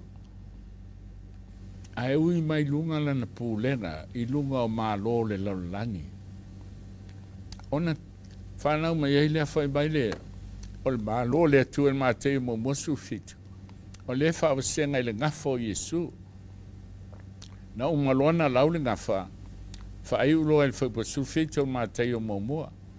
O le nei o tupulanga ume a fuma I a po amo I a tāvita. Sfuma le whaa. E a fia foi a tavita o I Papelonia. Le tawhianga I Papelonia, su wha. E a fuma I tawhianga I Papelonia e o le kiriso. Su wha ia tupulanga. O le fisili, ai sea su wha ai. E lua ngafo Iesu. O le tusi a lua kai lua tua alu le whenga tuai. Alu talatu o lolo tau I le tua. Le ngafa nau Iesu. A ona ngafa o lona tino po lona ekalesia. E amata mai ia aperamo ai sea. E leanga foi ua uma le whenga tuai. Ua uma lona whaamsinonga. Na o le toa valua na whaoleina I le lolo. On tūlai mai ailea o noa malana whanau e tō tōlu. O ia feta o semu mahamo. Ai o mai teimi o aperamo. Wa tāwhea malava, toe lava o le ngafa o semu. O lo toe, le si atali I le alona lua e tupunga mai a semu. Semu lana le tupunga mai a Abrahamo. Le tupunga mai a Isaako. Fai mai le tuspai le amata mai teimi o Abrahamo. Se fulu fatu tupulanga. E tau I a tāvita, le tupu o tāvita. E se fulu fatu pulanga o le ngafa, o le ainga o le tua. E fitu tupulanga o le wheneinga tuai, o lona winga e fitu aso na whai ai, o le whaitaunga na o le ngafa o le wheneinga tuai. O na saulole o le wheneinga fōlea, po le teimi wa umalolo, le amata mai a Aperamo. O sau pe lava le ngafa le wheneinga fōu. Fitu la wheneinga tuai, fitu wheneinga fōu, sifurman wha. Roimea o le ngafa le mai a Aperamo, e tau I a Keriso le Mesia, e toe whaaluaina I wheneinga fōu. Fitu mal fitu, sifurman wha. Ona umalole o le paneta. Ha pei o tātou stari sa whenei ai tātou momua. E a fua mai tā whenei Papelonia e o tu Keriso. Sifuru whaia tupulanga e a lela la tu whaatas. Ona tau waile I malo I e lua. Malo sa tani. Pai mantani e lua amata mai a Papelonia. Ua uma le taimi o le lolo whana uma e nau stai. A ua toe mai na anoa ma le whanau. Ona toe tala loa leo le ngawha o tala mai o le lolo le laulangi e fou.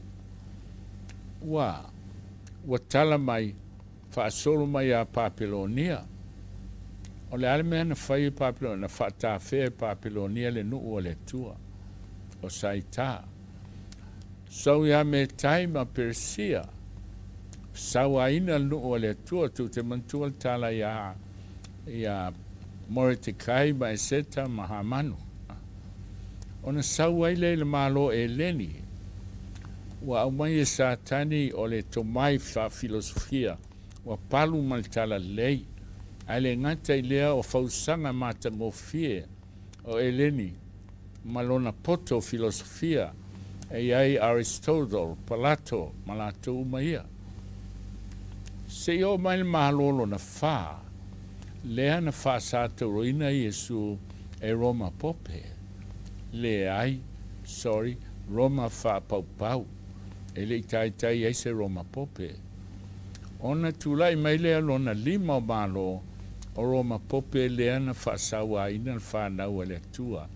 Ma fano ai o le au ile se lau miliona fa nau ele tua na fano ai. Ona so lea ma le ngafa lea e te maua il whalinga e fitu, e valu, e fitu ulu, ai valu le man fe ai. O ai, na umaloro o pope fe mai e lima ua pāu, o lo i el tasi, o ai, o Amerika, a lo sau le tasi, e le tusana sa alon taimi, tu whātasinga o malo malotu. Ai whaai ulava, i lona valu ulu o satani le sau e tau mai o tutoe o le whana o le fine. Ia, na vai mai le lisi tu Amata ia Israelu o le taimilea o Abramo e tau ia Tavita ia Yuta, Tawhenga, Yutea ma Samaria e tau Mesia tu lai mai Iesu Keriso. Ona solea ma le kalesia Kerisiano. Le ana sawai au filifili satani le a take over yellow Kerisiano le a felima se laus fulfitu o take over ai tulai mai tonu lavo le Kalesia Katoliko o tol tala lei patele o e na tu mo le tua sola scriptura e na altus paia mai na altus paia lava le la tulai mai lot protsano o lona ono. O sau foi au tele na mai mea whapau mai Katoliko, Roma. O nā lea, on tūrai mai leo le Kalesia fitu, whalinga mtau pusfulu e auna e tue vavalo. Tātou mama il valo, anga o leo te roa tualunga, langa pupul taimi. O e o tutoe, o le whanau al fine. Sa tau ana tua maua i pele as fitu e tau le iunga. Ai le fe maltus Paia ta fea. Ai sea, o na iatu sa tane le vai o se o ta fea ai. O na o le taimi Faaiu, o le o le fafine to e tau, a o e o te toe. Ia, sisila tātou, o le vaenga moli la le o le tau a maa o le pousa le o tātou iai. O le a pai la me le titi ai tu a mata mai, e lona lima ulu al man fe ai. Faapei ona fai mai whalinga e suma fitu. Na silsila leo tātou. O man fe ai lea leulu lona lima. O Roma, lea na whasiotia Iesu. Na whaonga lea, e Roma whapau lea, na tu lai mai, ai o sau tu e ia le malosi i a Roma pope i sifol malo. Ai movulo na malo i Constantinople, tolu tasi. Ia sisila, o no lo le whalinga le sutofa momoa sifolo. O whamatala i le atua le tula i mai o Roma pope po le man fe ai. I te whaitau i le whao momoa e tau sifolo. Sa tātou ui mai ai e whitau i mamea nā tau mai le tuspa ia. Ia Roma pope ai leo seisi. Leulurona lima lea. Ona whanga le Roma pope, Roma whapau pau. e fasiotia le whanau e le atua i le me tau le Inquisition. O la tau e whaia le tu la fono, ai e whaatino e Roma whapaupau, e fasiotino o tangata, e whapenei o le mole maua kātino Kippens, e ono se 4 miliona na fasiotia. Al mole mau tu stala Provenzano e lua se lau miliona. O tu ala se lau miliona e afa. O la tau na fasiotia, ile tu la fono le ana wha malosia, whai Roma pope, wha malosia Roma wha paupau. Whano aile se lau miliona wha nau le tua. E maltestanga te ata, really that's history, wa uma. Ioe wa uma le taimi o Roma pope ia. Ai o ile mea o so mai, o sui mai, o le malo o Amerika. Sin foi la tau man feai. O Roma pope sa avea man feai sa fasiotia tangata. Sa ieian au tau. Pule fal malo mal pule fal lotu. Ai o mai le ululona ono. Wala le te fasiotia seisi. Au pu e mai le ata o le fafine. Wana o se e kalesia pe ona iai le so. Au tula i mai Amerika, fai mai falinga le sutolu. Na te whaia o le meta o le whatangata o le man whaai le ana fua o mate. O le almeu whaia, o le tū whatasinga o malo malotu. Whawhena i loa, e tasi le ingoa whai whalinga sutolu. Al whalinga sulfitu, wa lilo le man whaai ingoa whai. O lotu ia sa whai ingoa lotu Provenzano, o lewa ala langa i le so, e te fo il tina, o Roma pope. Lewa iei nei. Ala lewa tau pule whatasi, o Amerika, o loo teita ia malo la langi, ma le malotu, i la loifo o vainga al pope, o lewa tu whatasi uma. O na sau aile o mea tau, o mandate ia o halu nei, le tatui ai uma tangata, o pusa tusa o lea mana ia tu la fono saltonga o malo. Ai se alang wa saulu upu ia Amerika. O lona ono man feai USA. Alfam talanga alfo mai lea, o le chief scientist o le situ ile o faisa. E fa moe moe, e fasiotia ele o se lau miliona a le biliona o tangata. Ile tui le fai nei. O te leilo la po le ale umi a vese foi lau famtalanga le fai atu mal program. Ai taua na e loa. O le tui le walote ai le DNA o le tangata. O mawhai ana fasioti ai o e pēa e tui. O le mena e leo popole la tau, po la langi ai a maua le ivas full pasene o tangata. E mawhai ana fasiotia. Ai sea, o lo i ai le Fai-Lauga alban fe ai. Ala sau i articles furuono le sa auto mata mai mo i ai. E fasiotia al tangata, e leo sta e tausi la sa. E leo toi manatu la, mamao o na sau leo natu la fono. O leo lulale alo na 5, ma leo lulona ono, ma lo na fitu, o Amerika lea, o tu whaatasia nei, o lotu ma lo le lani. Ai sauni mo le whamau Failonga, o le whamalosia, o le sa.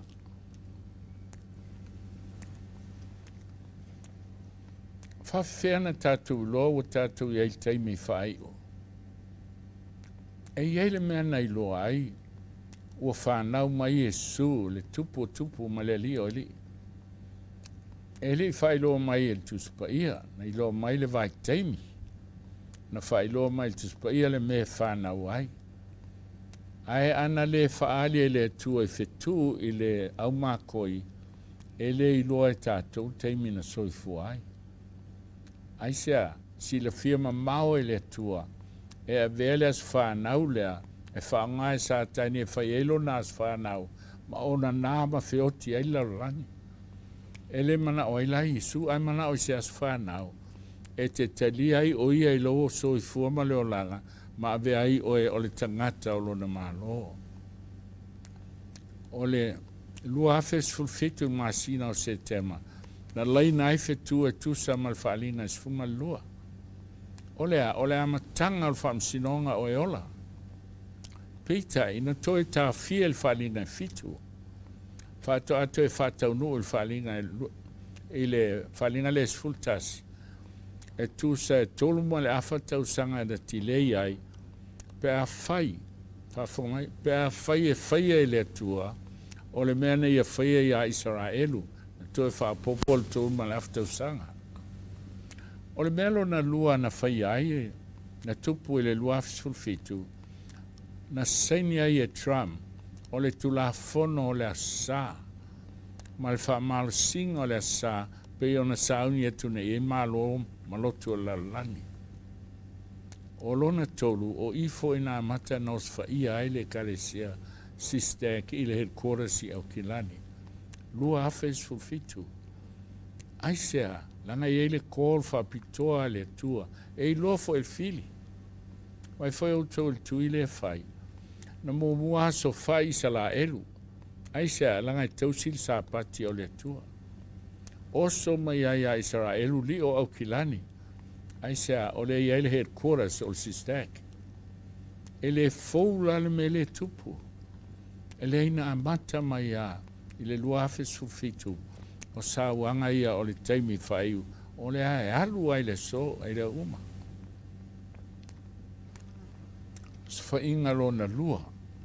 So sfainga lo mua e sau malo la langi. E sau mai fafo. I la tau mandate ma tu la fono e faia. E a faina il whanau e le tua.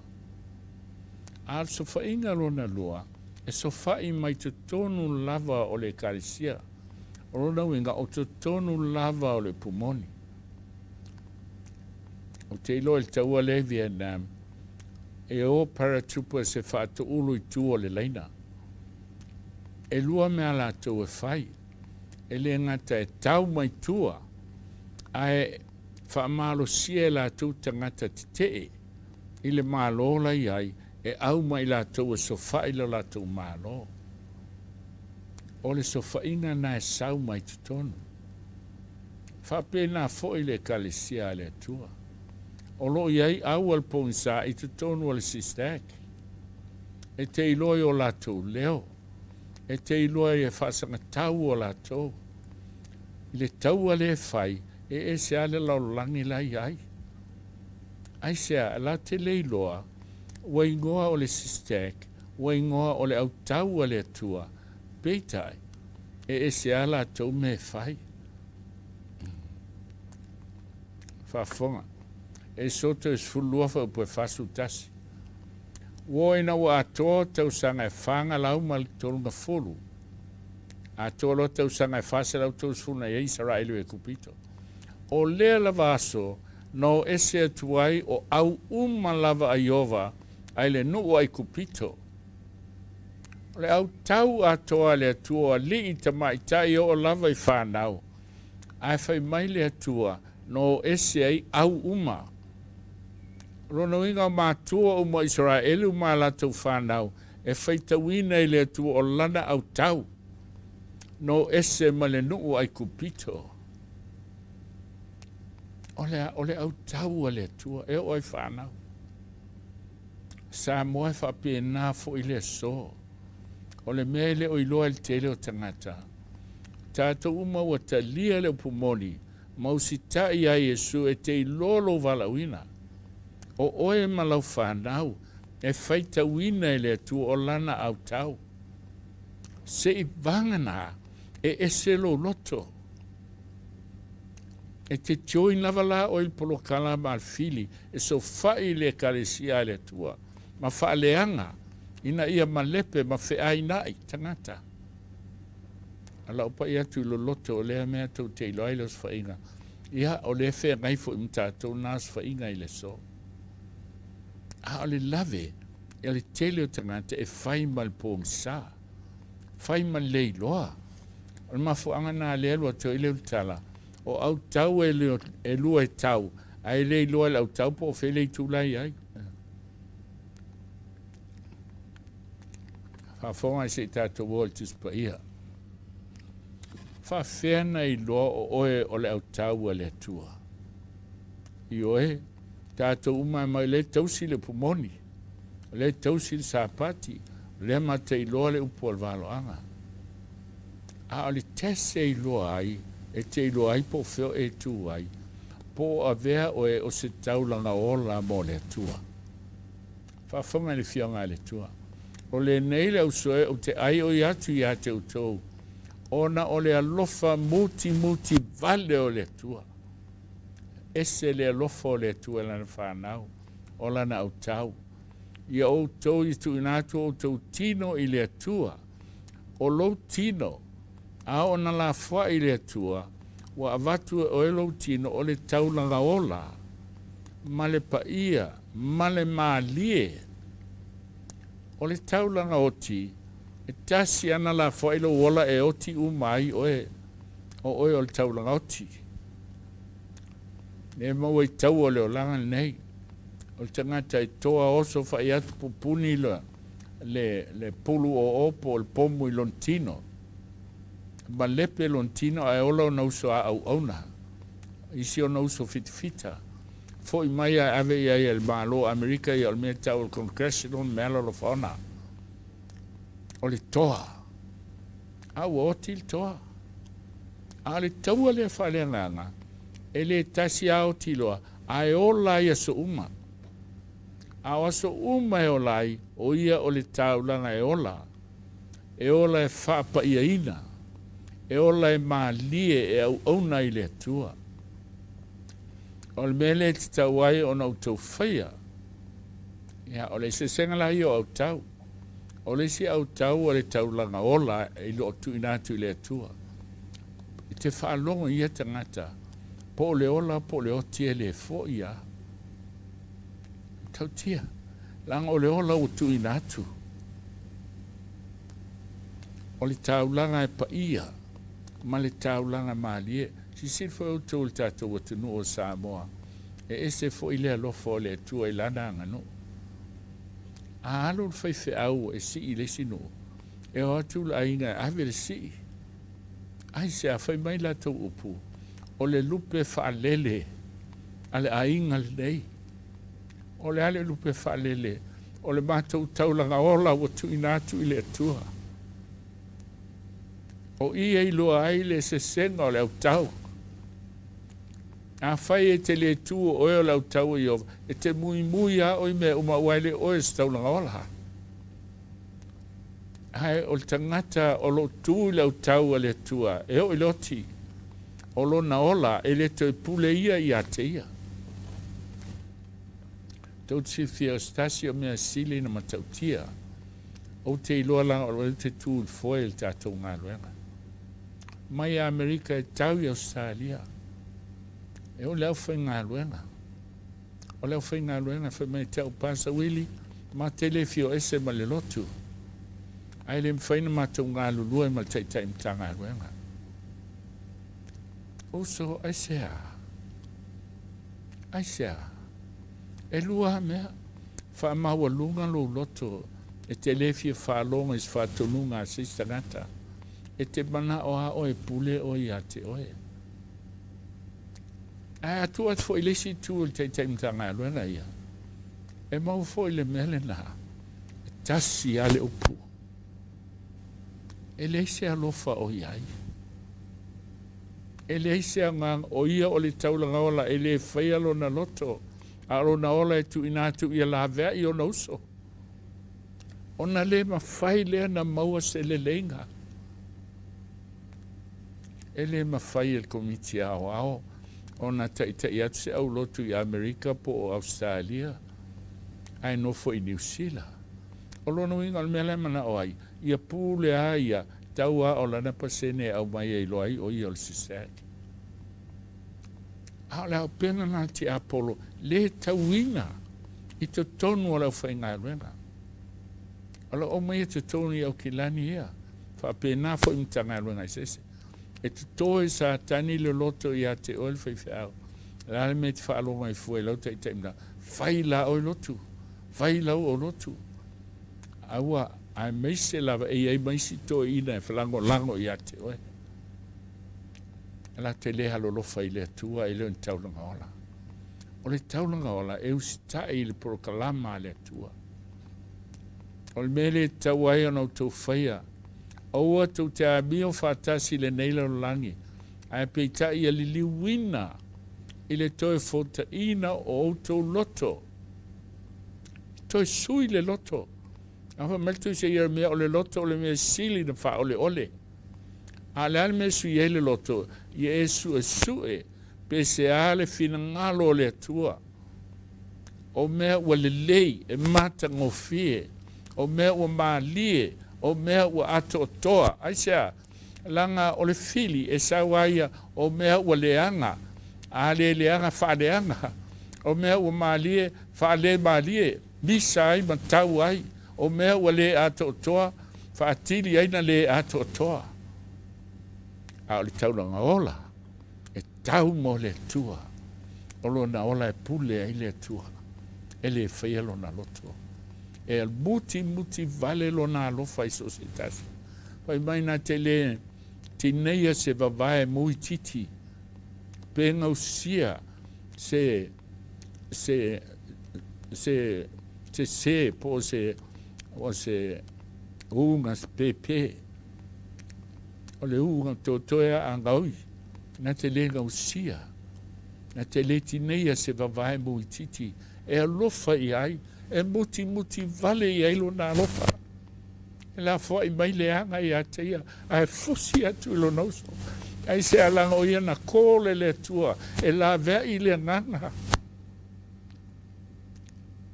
E il famtalanga i le nganga o valanga i tele taimi. E le au mai i le tua tangata i tatou. E fasioti e tatou. A o le taua na le tauina. Whawewesi ai ma whewahai ai le karisia. Ai le whaiel ngā ruenga. Na walo ai oe mao. O ua le alofa tunou tu in mai te au whaiatua ia te utau. Au ua le whaasili le manatu o se tasi. E le mea o te tauan manatu iai. A ia maa maal manatu. E le mama a ia maa maal manatu o le sa o na mamafa. Aia, ia tusa ma to finga al fatu tua. Wa taitasi ma tofu ai mai le tua. A fai o oe o le tia kono. Fai lo manatu. FPIA o oe o le tia kono. Aia, al mele ia tatu. E o sotu tia kono fatonu to ina. E o sotu alisi tia kono fatonu Faafeiloai. Ai sea, ele loa le ava fe ava tai. Ai, o te ta milo i lalangi ato el tatou ngā ruenga. So se teime ve vesi ai, e mafua, wa le iloa le tasi lo na vafia na iai.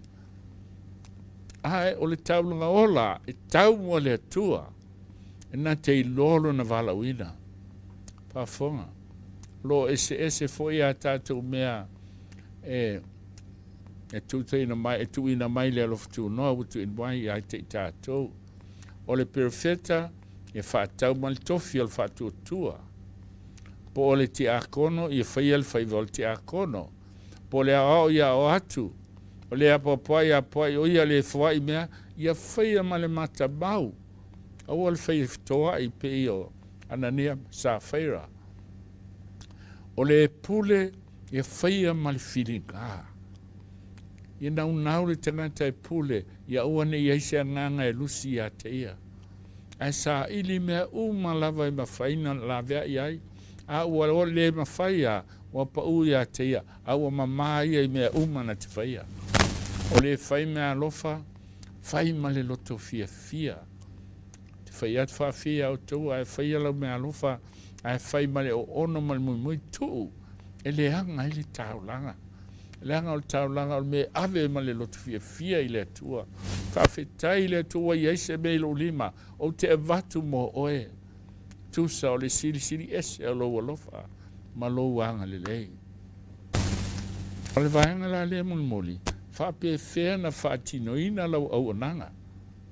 Whape na whaatinoina o oe o le taulanga o tu inatu i le atua. Aua nei whaatonga alofa. Ia ino leanga i pii i le lei. Tu sape ino si ai ma oe. I whapele pele ai. e se tāua o le upu. Fe wha pele ai, i le whialo whani oso. So se mea vevesi ai se ekalesia, e ala vevesi ua le ai se whialo whani. A le whialo whani ua le ilo i tasi, awa i le tasi. Al whanau o le tua o le taulanga, tau soro mua na awa o le tasi i le tasi. O se le sona maualunga i lo langa, o sto ina o maliu e ngoi a mapusua. Sasi o tamai longa o le nenga ruenga. O le tama o matua, whaalo alo o mai ele o whenga ruenga. Ai ho alti e mai e lotu le whale, sa whai le lauro ma Faafeiloai. E mulinga foi Faafeiloaiga o le Faafeiloai. Ai sea e hava e fili Faapelepele le o whenga ruenga le tua. Ia oli wha moe wale o te mamao. Ia ono sai pio puanga. A ia fina finau le Tatalo. O mea ia e mafua ai mai loa ai le au tau a Iova. O le au tau e tau mo le atua o le taulanga ola. Oli mai oli tangi whaatasi mai o whatangisi. Nga saina o whai atu pe il tatou o whainga luenga. A e nofo i le ulu o lau ma tali il te utusi. Pe tali il whaaloalo. O le nganu na Samoa. Le nganu whaaloalo le tunu. A e le o le Faafeiloai. O le Faafeiloai pe au na e sa ili nganga. Lafo mai le leanga i hate oe. A e Faapelepele lo walofa i ai. Ia whioa i mai u whaamawalalo. Au al whaafia popoto. Te le awa o ele iu le aonga au mana o whaatonu le Faafeiloai. Au le tau i atu leanga i se tasi. I sauni me tu sailu mo le tangata o malava. O le nei ama te laina le waita mai atu oe. Fafanga i ate ia. A fia inu, avatu i ate ia inu. O le amia whaape whawhau pu e malala ola i lunga o lona ulu. Aisea. Fai mai whaavaia o le auauna, o le auauna o le taulanga e o fuina. Auana i whaato i laloina oe i le leanga, whaafonga mai lava. O oe le Faafeiloai, o e lea o ao, o e tangata o le atua. Auana i whai mai le leanga o le istangata, ma e to i lalo ai le leanga le naa. Ai te tauia i le lei. Alu whai sana mea ai e ave i ai. Ia i loa e ia e muti vale le alofa. O le os whainga lona tolu. O le os whainga propaganda. O le propaganda o mea whawhau. O mea whaasese. Ina ia lango ma ia i tangata ma support. I te tonu o le ekalesia ma whafo o le ekalesia. Te re teime vevesi tātou i au kilani. Ai kol tangata i Samoa lau iai. Ai se mea lana lau. Kol mai leo Samoa. A ina ia lua tuai. Te ilua whapena fo isi mtanga ruenga le mea baitasi. Ai sea. Mai o tau upo Iesu. A whai ha te oe. A ia o tau pe ala tau upu leanga. Ma whaasa wai ha te o tau. Ma la tau tu eina pelo o tau mea leanga uma o na wau. Ea, na sila fia ele atua. E iai e tua i pepelo o i meleanga. E tei me tua i pepelo ai o il malo. Te mol mau numera mo muel name i pepelo na fai. Ai tali tonu i eisa ngata malango. Au ina le malo sa tani lai si i mai. E tei me fasioti ai o il malo. Pa e leo stai il malo. Ai fina ngalo le tua. I o tau oli ma fia lava. Mo tātou au puleanga ina o mato i pelo o tau, oli ma fia. Sila fia i le tua i meana vevesi ai, wa te lelo fia tali il malo. Pe i tai te mana tua upo le tau tuanga al te amai. Awane e tu e tau ai te i fau al te Apollo. Tu ai pela tu a oe i Failauga aluenga. E nei a Failauga aluenga malo i mata. Ai sea o te oli ma fia. Awa o la ile langi le taui. Tātou o lo tutui matangi ola i mta. Ngā ruenga i se. A tua ina o i meleanga masau haina. oli ma fia. Sila fia le tua na me uma. Paul me e whamaoni o i lo vama le tua. Whafonga il mea leina tupu se vesia il telo taimi. Mai Iesu o te te whamasino i nātu. Ina nei whamasino mai o tō. E tele tātou. A mesa o tau tala i tātou lau whaingaruem. E te whaaloa i se tala i se mea. E o soloa au le tala lau e whaaloa e. Ai tele i loa pe sao. Ana no folea ma whail whamasino o lo uso. Ai e tele vai oi a te oe pe i se mea. Mana o le tu e vai tangata ia i a te ia. Vai Faafeiloai i a te ia pe i se mea o whale tonu. O wale vave so Fai-Lesona o na uso. Ai le o malama na o le tua laisi la fia mea uma. Tatalo leisi mo leisi. Pe Faafeiloai e Faitotoa mai so e sel Faafeiloai i lo mata fauta. O lo lava mata le utupoto. Ya tau le utupoto o le tu ato al faleo. O nale oe nale peri e mo tia i le utupoto i lo lava mata. Na i lo lelei ai lea e sel Faafeiloai mata o lo uso. Whawhanga aua tau te avatu mea Paia i uli. A tangata e whamasino le se whatusa i le tua. I uli po pua. O tau te lafo au tau penina o le fionga le tua. E te fiu e whai atu ai, ai soli upo le atu e o la tau vae. Ai li liu mai sai ma oe. O le leanga ndaman ma tau tia o le mea o le whamasino. Ai mana o le tua, ia e te talo. Te talo mo lo uso. Te talo mo le o maftia. Pafonga i Fai-Lauga. O le neiro wa te ie wha a oina oe la tau e le si unga i tusi e tele. Se i tātou whalonga i le unga o ia me o ma i e matau i le tua, ma e ana i ana polo inga.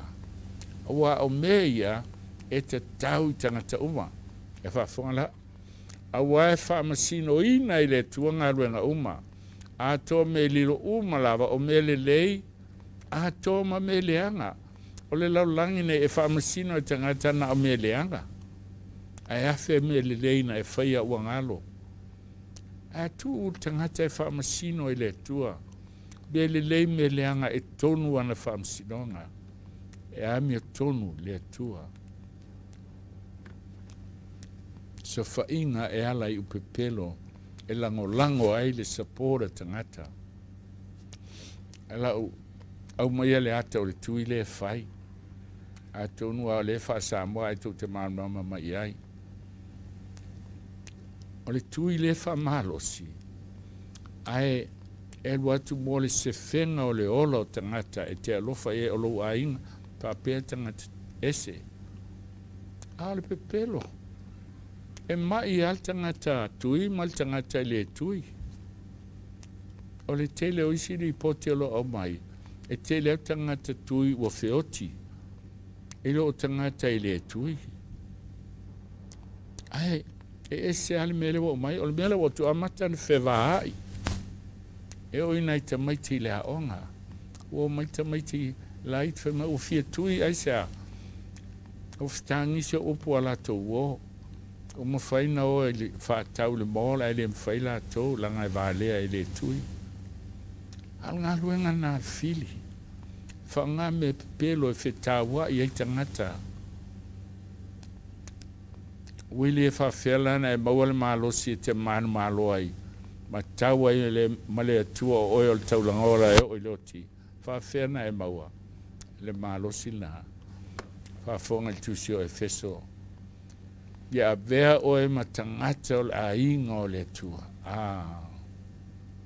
O i le ki. A vea o e matangata. Peanga leanga lo ainga i ate oe. Pe ino sia o e tangata. Ai a vea o e matangata o le ainga o le tua. Kau tsili fia ia i teimi lo o langa. Le ula vale teimi o le laititi ao. Tamaititi.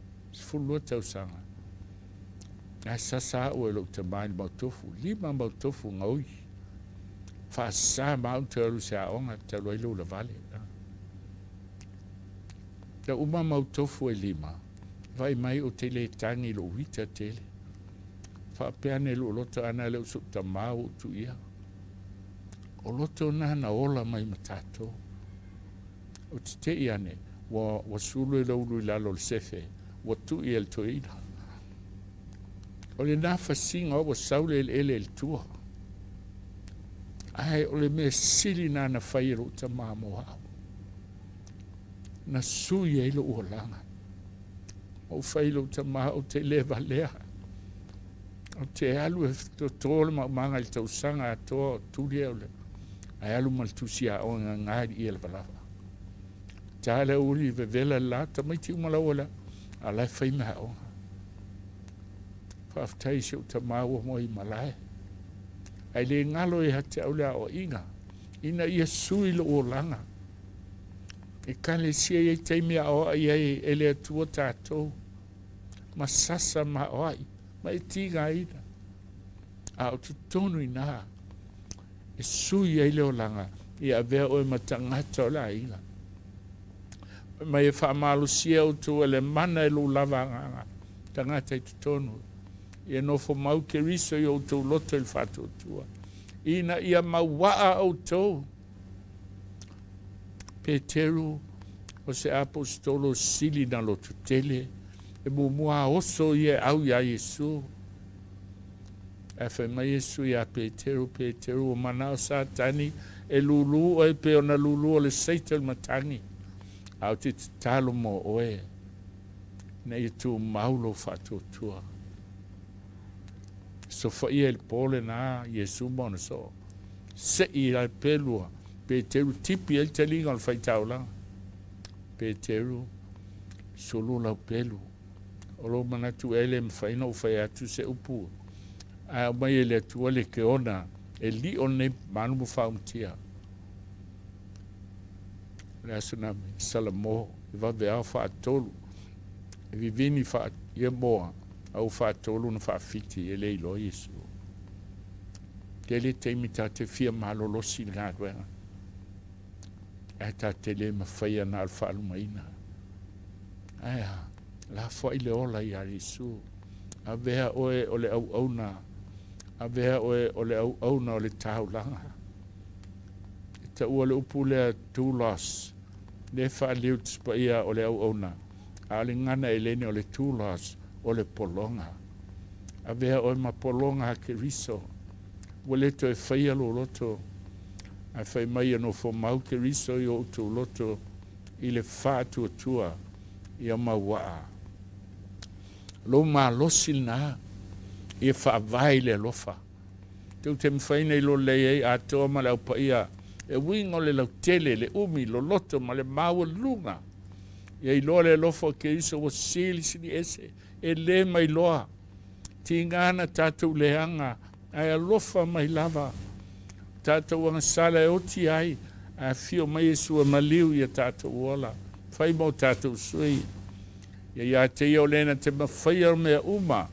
Wha sili sili lava i mea tau te ole tu ai. Ma mafau fau iai. E tusa o le mana o lo ngang Paia. O lo mantuanga lua i te tonu i a te tātou. Ma losi mai whaamai.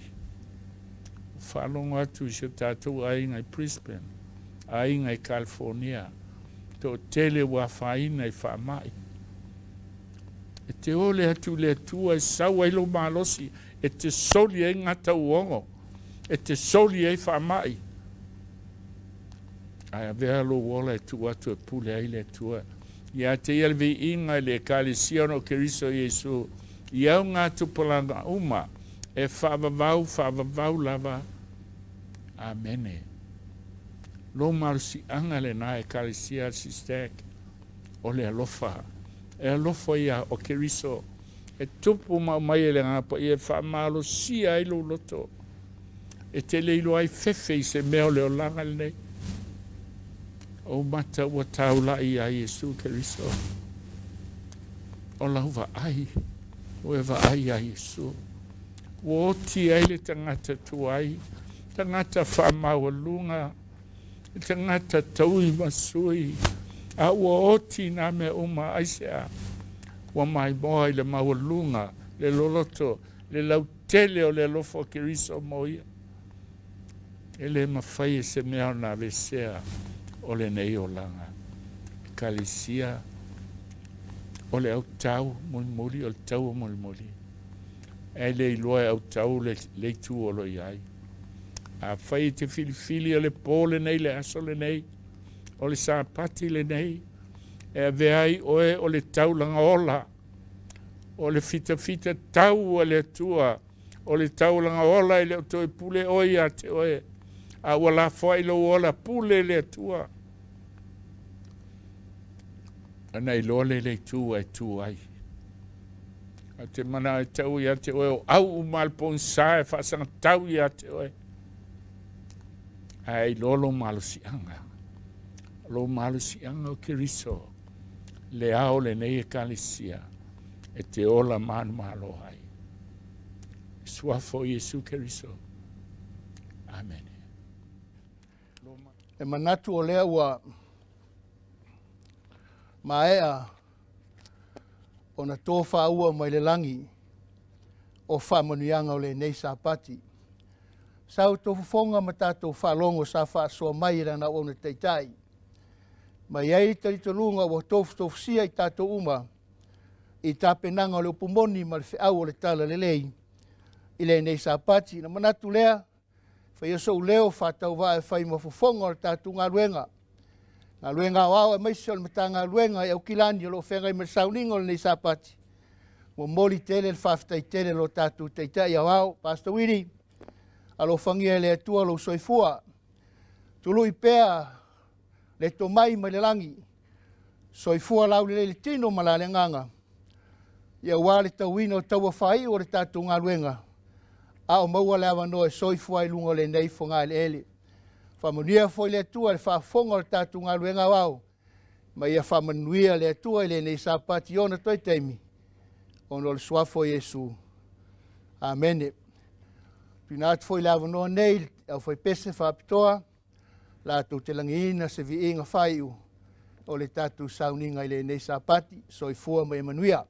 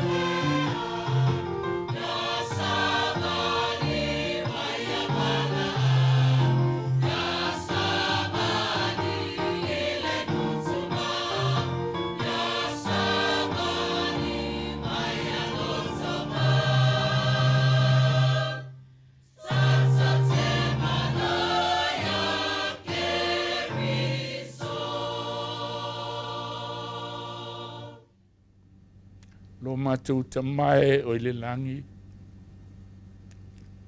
Ua umal whiau a ua la whai atu i au au. Nei esa sa mai le wanga mulmuli.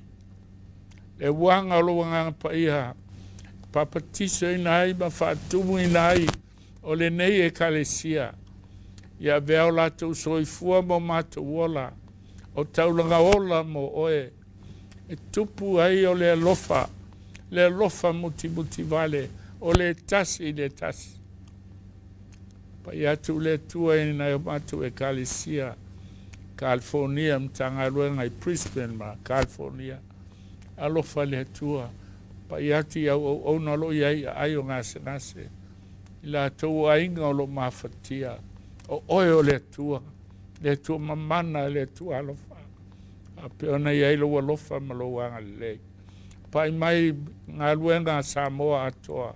SISDAC i laulangi. A Fidow no Faafitauli.